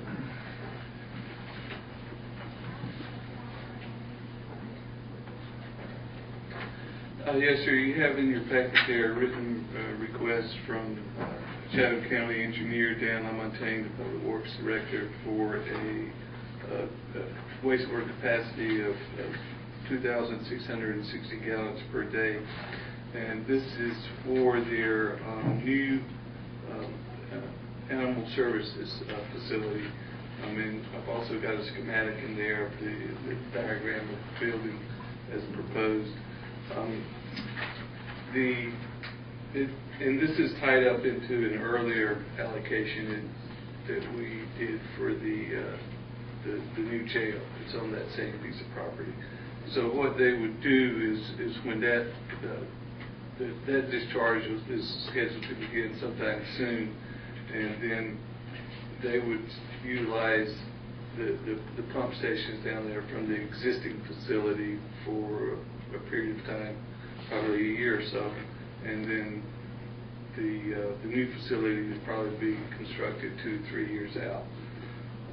We recommend approval of this request to be contingent upon the payment of the access and capital recovery fees within a year, and that was the condition on the previous one we did with the county. Okay. But prior to this, was that animal shelter on like a well and septic out there, or county water with a septic tank, or something? They must have had some. I don't know. I assume it's county water with a septic tank. Yeah, it wasn't on our system, so it must have been a septic system, yeah. Okay. Yeah. And it doesn't say anything in the write-up here, but I happen to know from, I ran into one of our old friends, Reverend Terry Dorsey, who the board may recall came before us years ago, requesting that the town consider providing real estate on which he could put a no-kill shelter. This is related. He was finally successful in getting the county to commit to. That's what you see here before you in this diagram. Is the county has agreed to partner with Guardians of Angels to build this large facility and make it. I don't know whether they're guaranteeing it'll be a no-kill shelter, but this is the fruition of Reverend Dorsey and Guardians of Angels' work. They were ultimately successful in persuading the county with their expansion out there. They had enough land that they could accommodate this. I think the county's paying for the building, which is very generous of them. So I would be in support of this. I think it's going to be a big step forward for folks who have concerns about animal overpopulation and animal rights and that sort of thing, and reducing the number of unnecessary euthanasias of lost and found cats and dogs. Stuart, you think this will come online 2 to 3 years from now? Is that what they're That's my estimating? understanding. Yeah. That it's the actual, well, initially there'll be a transition where the existing facility starts discharging. But then the new facility, the new building is being programmed into their CIP, and I believe Dan told me 2017, 2018. Something like that. So the 133 pens includes the existing ones as well? Yes, sir. Yeah, okay.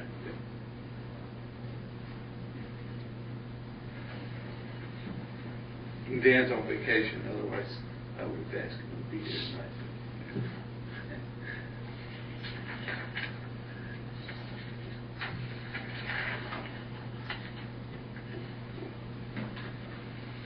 Any other questions from the board?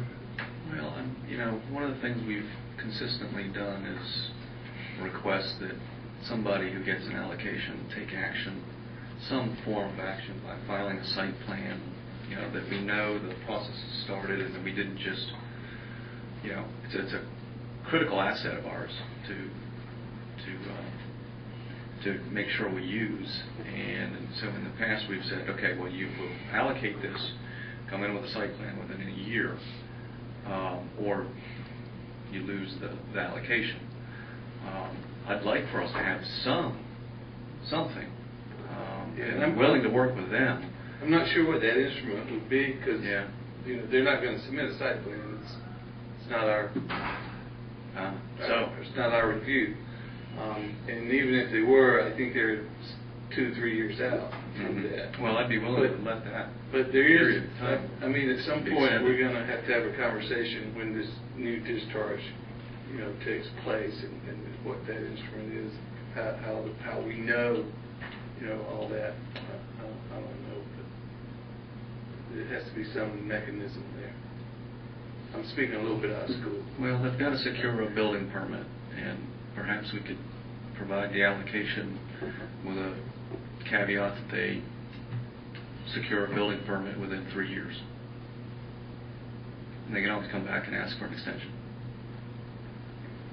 And that could be spelled out in a letter from the manager to the county manager.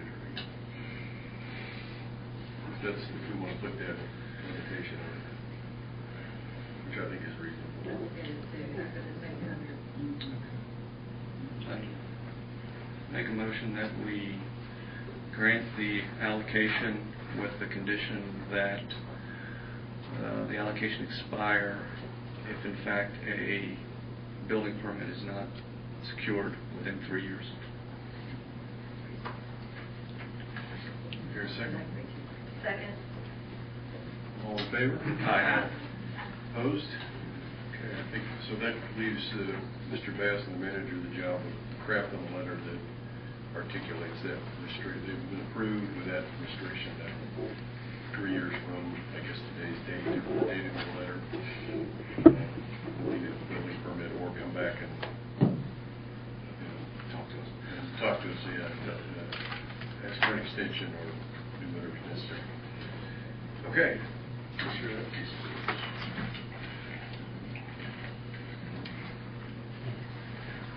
Update on capital projects.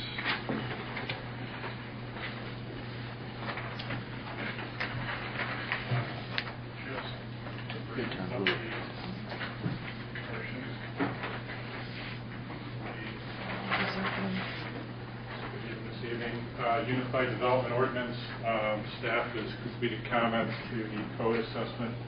I believe Stewart's meeting with Clarion Wednesday. And they'll be working at that point in time to set up a meeting for upcoming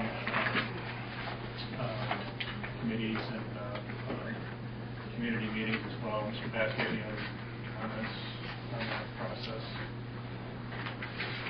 Yes, I'm hoping we'll get the assessment out public sometime next week. And then from there, we'll set up, we'll have to have the technical advisory committee meeting, the planning board meeting, and then a presentation to the council.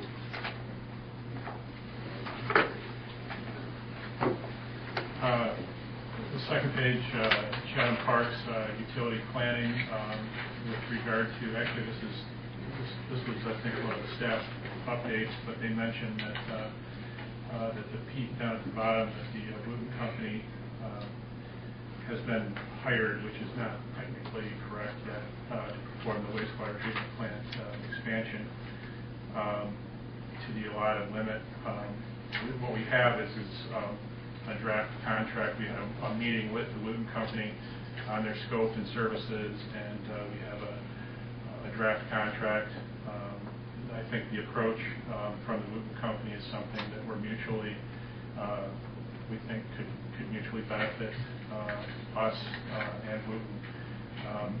The agreement will be before you at the next meeting for your final review. We have another meeting scheduled with Wooten this week to begin outlining what our next steps are for completing the PER, and so that part continues to move forward.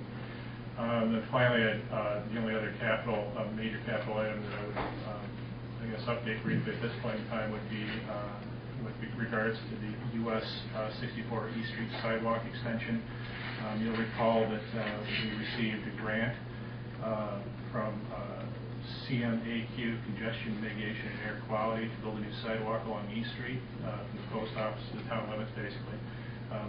We bid that project once. The bidder at that point in time was not on the list of approved bidders, and the other bidders, alternate bidders, were way above our anticipated cost. So we went back to the drawing board, and the current timeline at this stage is to advertise for bids soon, and you can see the timeline there. With an opening on the 27th of April, if all goes well, contract on May 4th, with construction beginning in June, and punch list completion in July, and that's the idealized version of it so far.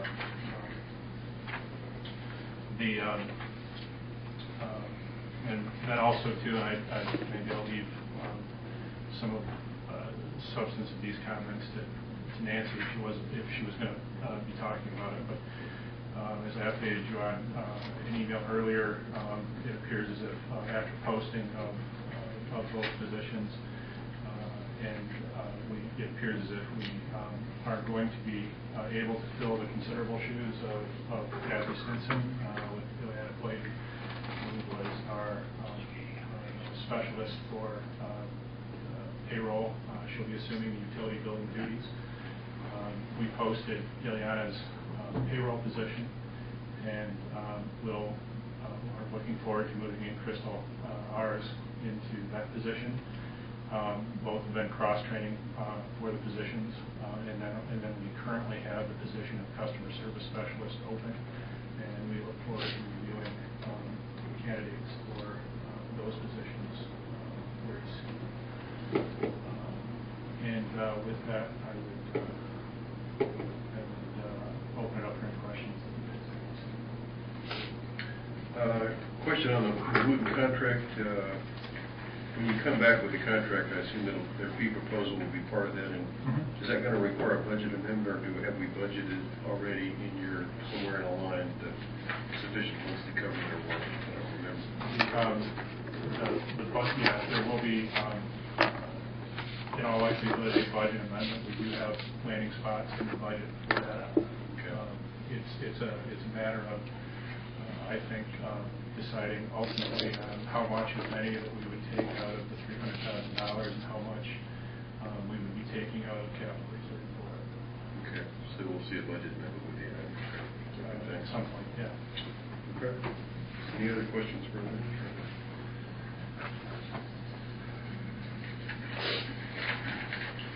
Okay, that brings us to the finance officer's update.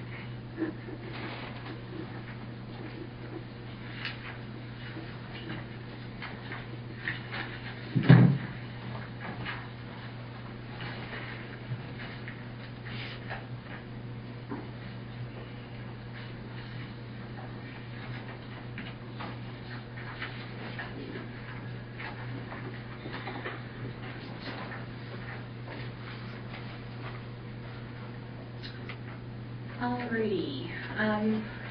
We'll be referring to the financial summary reports that was just for the period of July 1st through February 28th that you see here on screen. Thank you.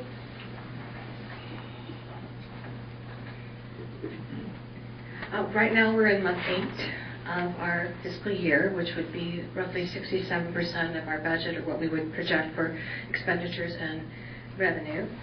Looking at the general fund, overall revenue is approximately 17% above budget. You can see right now the year-to-date collected is at 84.36%, and revenue is exceeding expenditures by almost $1 million, by $994,000 and change. And again, the reason for that is that we've gotten a lot of our ad valorem taxes in for both real property and motor vehicle, and of course the tipping and landfill collections have caused our revenue to be above projections. Looking at expenditures, overall they're slightly below budget at the 57.57%, but again basically on target. The encumbrance and expenditure report detail was provided to you, which shows expenses by department and by line item for each of the two funds.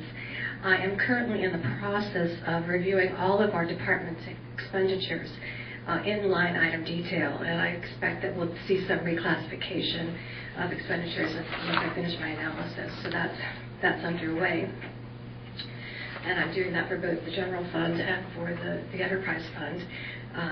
Moving on to the enterprise fund, currently again we are seeing revenue exceeding expenditures by about $60,000 and change. Both of revenue and expenditures are below projection, but are basically again on target. There was no debt service for the month of February, and we will continue to be monitoring, as I said, these expenditures and as well. Moving on to the capital reserve, we've continued to receive monies for our water and sewer access charges. We received about another $12,000 this month from Phil Stone Homes for Chatham Forest, development. And you can see we're ahead of our projections by a considerable amount. So that's our finances in a quick snapshot. Just as another aside, thank you, Brian, for mentioning the staffing changes. I'm excited about the promotions for Ileana and Crystal, and looking forward to their new roles and hiring for our department. The other thing to tell you that we've been working on is I've been tweaking the town's website, so you'll see some changes.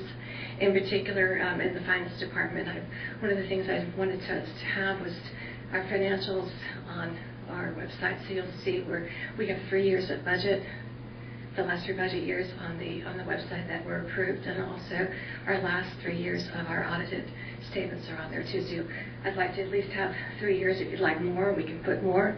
But I thought it'd be nice to have that just for a comparison for our citizens. And again, we're still working on our 2015-16 budget, and that's underway, which includes a capital improvement plan. And I'm also working on a reserve policy at the same time. So busy time, busy time. But I welcome any questions that you might have.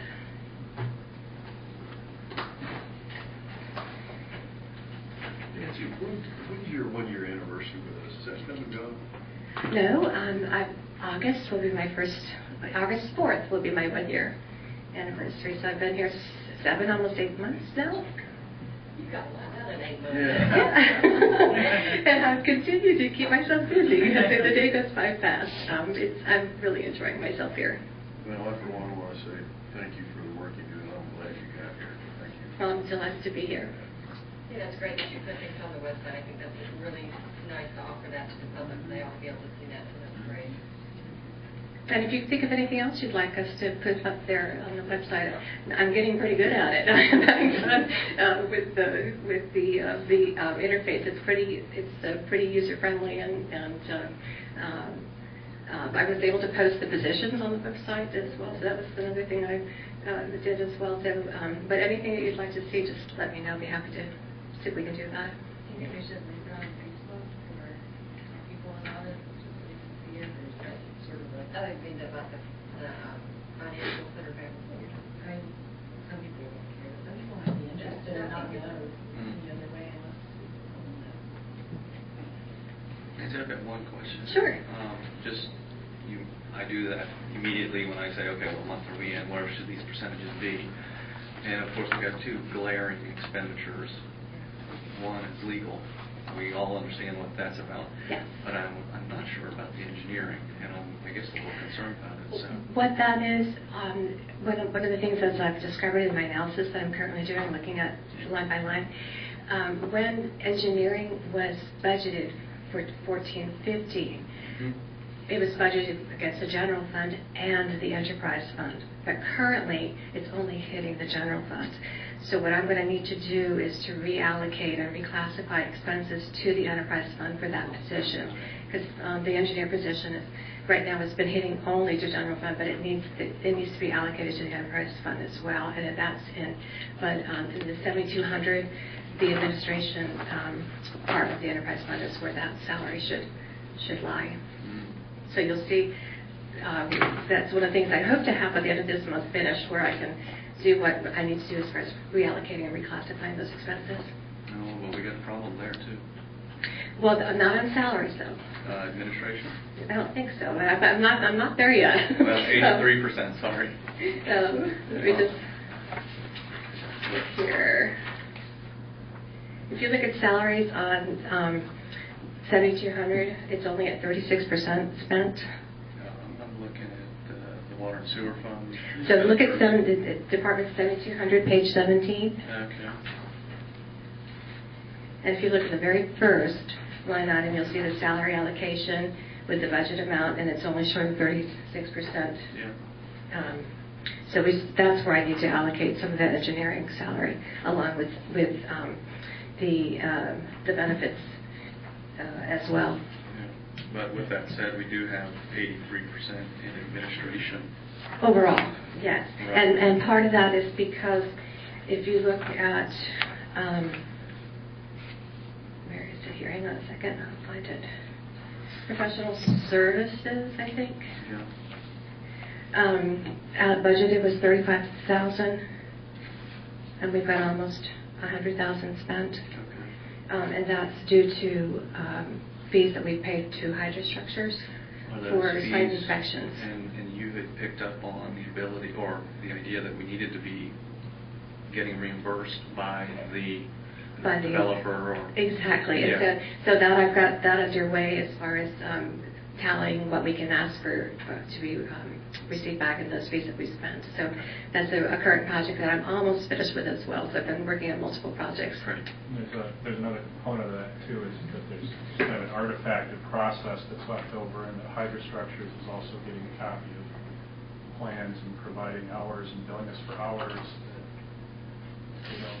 don't necessarily, the input's valuable, but we certainly have a considerable amount of resources that are committed in-house to doing the same reviews that Hydrostructures is also billing us for. On that, for whatever reason, that artifact is continuing forward, and I can't seem to get a good answer as to why it's continuing. So we will be resolving that one as well. But I think the inspections is a legitimate piece. That's something that Nancy kind of unearthed that one. That yeah, we need to tighten up that process as far as rebilling the developer for those costs. Well, and I think plan review is one of those items, right? So if in fact that is going out of house, well, two things. One, if we can do it in-house, let's do it. And if we can do it out, if it goes out of house, we should recuperate. Right. Well, we've got three eyeballs in the house that are qualified to make the same decisions that Hydrostructures is currently helping make.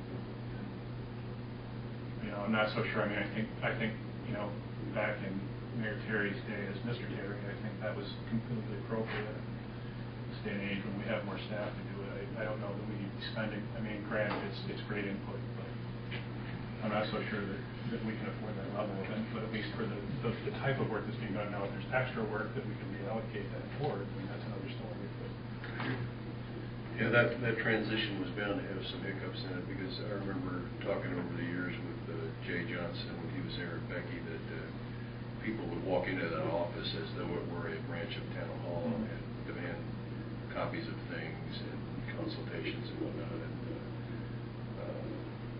just the standard operating procedure was they would try and help the customer, and we'd get the bill without them doing a checkoff. And there may be maybe need to re-examine that whole procedure. Maybe the guide should be, you don't do anything Fred doesn't send to you or something like that.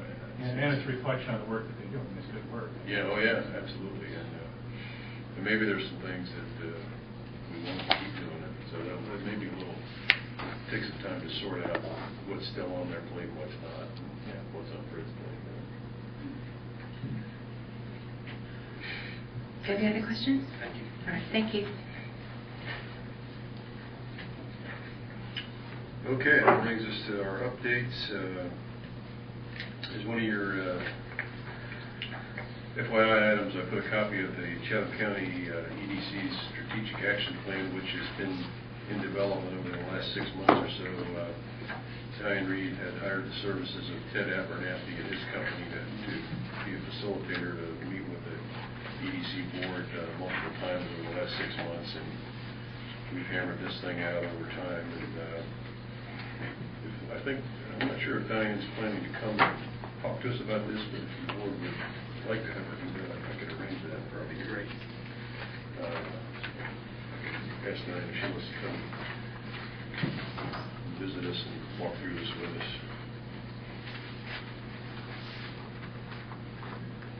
Okay.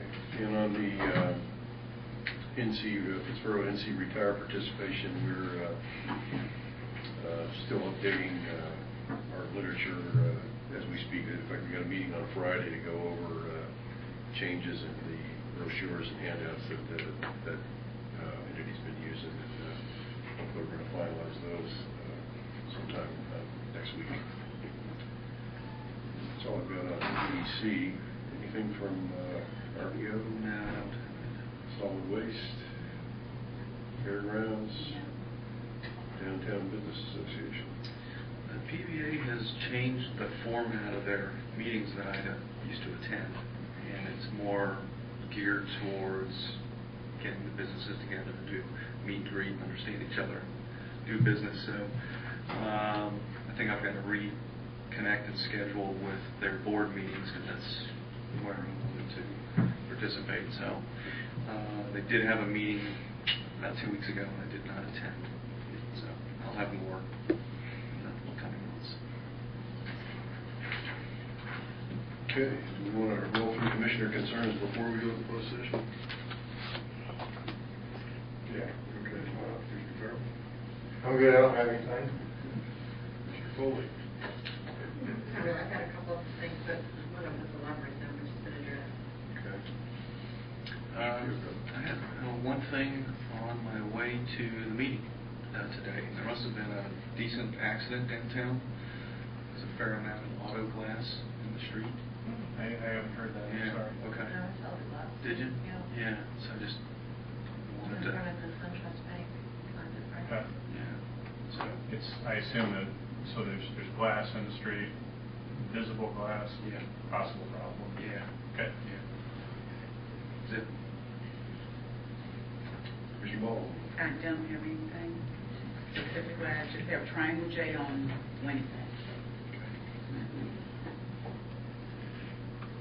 Mr. Turner? The only thing I had, I forgot to bring, I don't know if anybody else got correspondence from Chatham Trades about our upcoming budget. I'll bring it next time. It was in my packet. It was in my packet, I got it. from you. Oh, really? I didn't get it. Was that the they want an increase? Yeah, Yeah, Siler said he received one similar. and it looked like they had highlighted Pittsburgh at least on mine, so I just wanted to make sure on board, I'll try to remember to make a copy for it next time. Yeah, they're essentially looking, same one you got, they're essentially looking for a $13,000, how do I want to say it, contribution from the town of Pittsburgh to help defray the cost of 5 special needs individuals who, from Pittsburgh that attend Chatham Trades. I got it before you. Anyway, I just want to make sure everybody got it. Whoever is not. I got an email to look at. I wanted to do a little bit of backtracking with the executive director and find out what the costs were with Chatham Trades. Oh, it's a little expensive, most definitely. Well, it breaks my heart. I mean, I have a special needs daughter that's used Chatham Transit, and I can understand why it's needed and why it's necessary, but so in a way I kind of want to stand back from it, but wearing my town hat, 5 people at $13,000, and that's not even what they say that it actually costs. Right. Yeah, it seemed like a lot, but I do know that they do good work, like really good work. And I can say this for my husband, does treat people with kidney disease, and most of those patients, they will die now, go through dialysis, and most of their patients are brought to the clinic from Chatham. Yeah, and it's not, I don't believe this is necessarily a request to address the larger issue of Chatham Transit. I think it was Just for the trade. just for the Chatham Trades. The Chatham Trades is actually the one making the request because of costs incurred with Chatham Trades. Sorry, but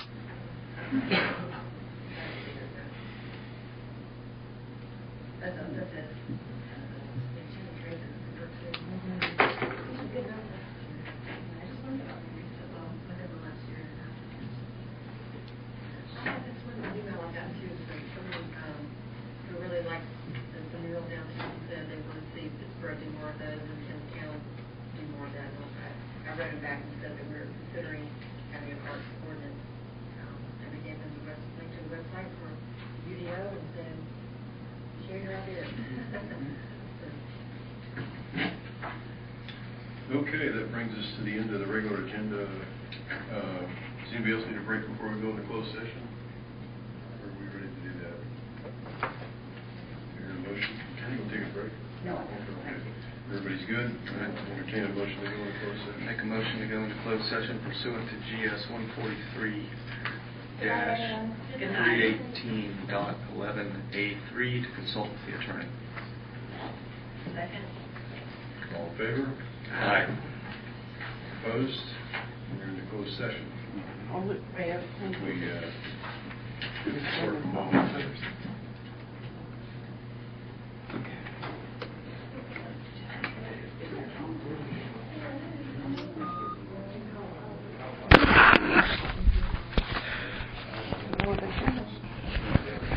Out of closed session.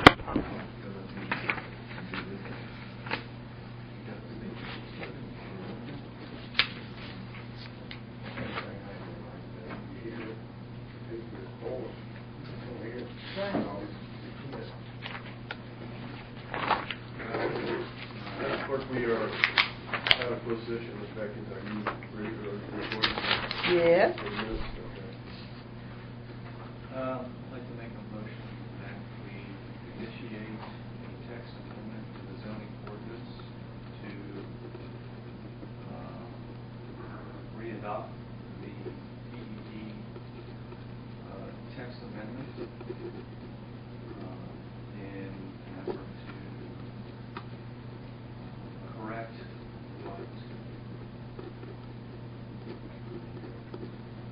what may be a deficiency that has been alleged by Lawson.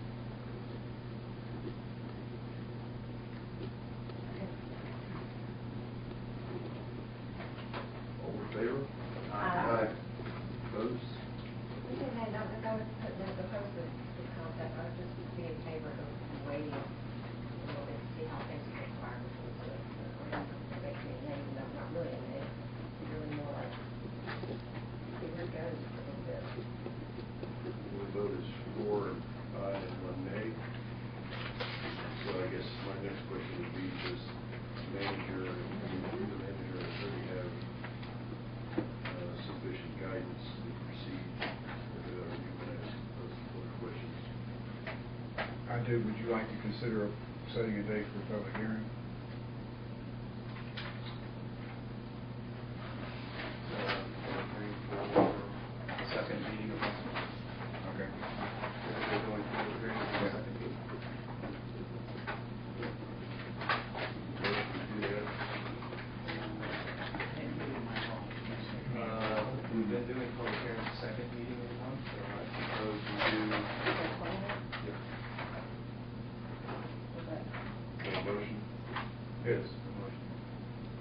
There's a second for a public hearing on April 20th. Second. All in favor? Aye. Opposed? 4 ayes. April, you mean April 27th? The second meeting in April. 9 plus 14 is 28. 30. So 9, is April 9th our first meeting? This public hearing would be for the Text amendment. Okay. Yeah. 13th will be your first meeting. 14th? Okay.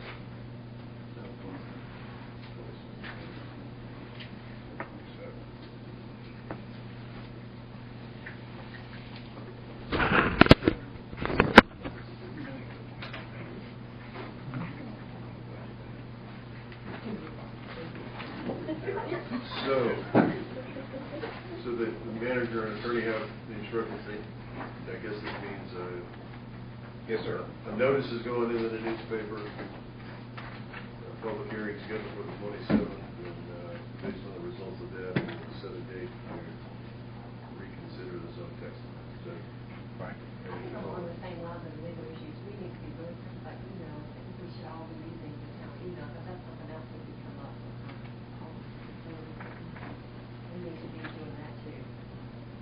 Well, she's got a distinction, she has her own server. Yeah. And, right. So they go to the ISP and say, give us all your emails. And Well, all of you probably mix personal and town stuff. Yeah, I do. Yeah, definitely. We I should all just have added it. I just added it. That's why I know, that's the only not been here in a while. It took me a long time, but I did it. I guess three. You need to segregate them, whether you have use a town email, or if you use your own personal one, use that for business and everything else for your personal on some other address. It'd just be easier to produce when you're asked. It's more a matter of convenience. It's kind of a misnomer that you're not being transparent by not using the town server or the White House's server or whatever. If they ask for it, you still have to produce it. But it's easier to produce it if you use a central server as opposed to your personal server. Is anyone on? I mean, should I be redirecting my email somewhere else and is everyone getting their emails? Yeah, I'll get to it. That's three different edits. I sent him to two for you, I sent him to two different ones for Pam, I sent one for Jay. I have sent it to two for Beth, but I think I'm down to one now. Yeah, I have a professional. Yeah. I mistakenly sent it to Pittsburgh one, to Michael occasionally, but I think I'm down with it. So I don't care where they are personally. I say this here among us, I don't care where they are, I just need to know where to send it. My first priority is communicating with you guys. The second is, I'm not worried if we get asked for your emails on a particular subject, the request should be specific enough that you're able to produce those emails in a timely fashion. But, again, it's just easier if you're on the town server as opposed to on your Gmail server or some other place. Maybe I am using. You guys all know that. Well, I'm trying to transition, but it's tricky when everybody's got your business card and the old email on there. It's a hard transition. Whatever comes up first. Yeah. How long will it take to get everybody retrained? Okay, any no further business? Do I hear a motion to adjourn? So moved. All in favor? Aye. Opposed? We're adjourned.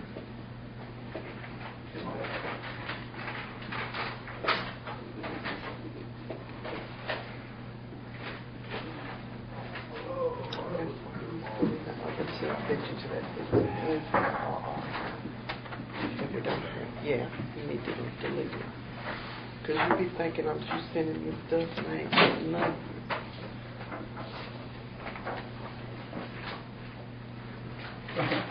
Put it back in the drawer, maybe we'll... I keep it in the drawer.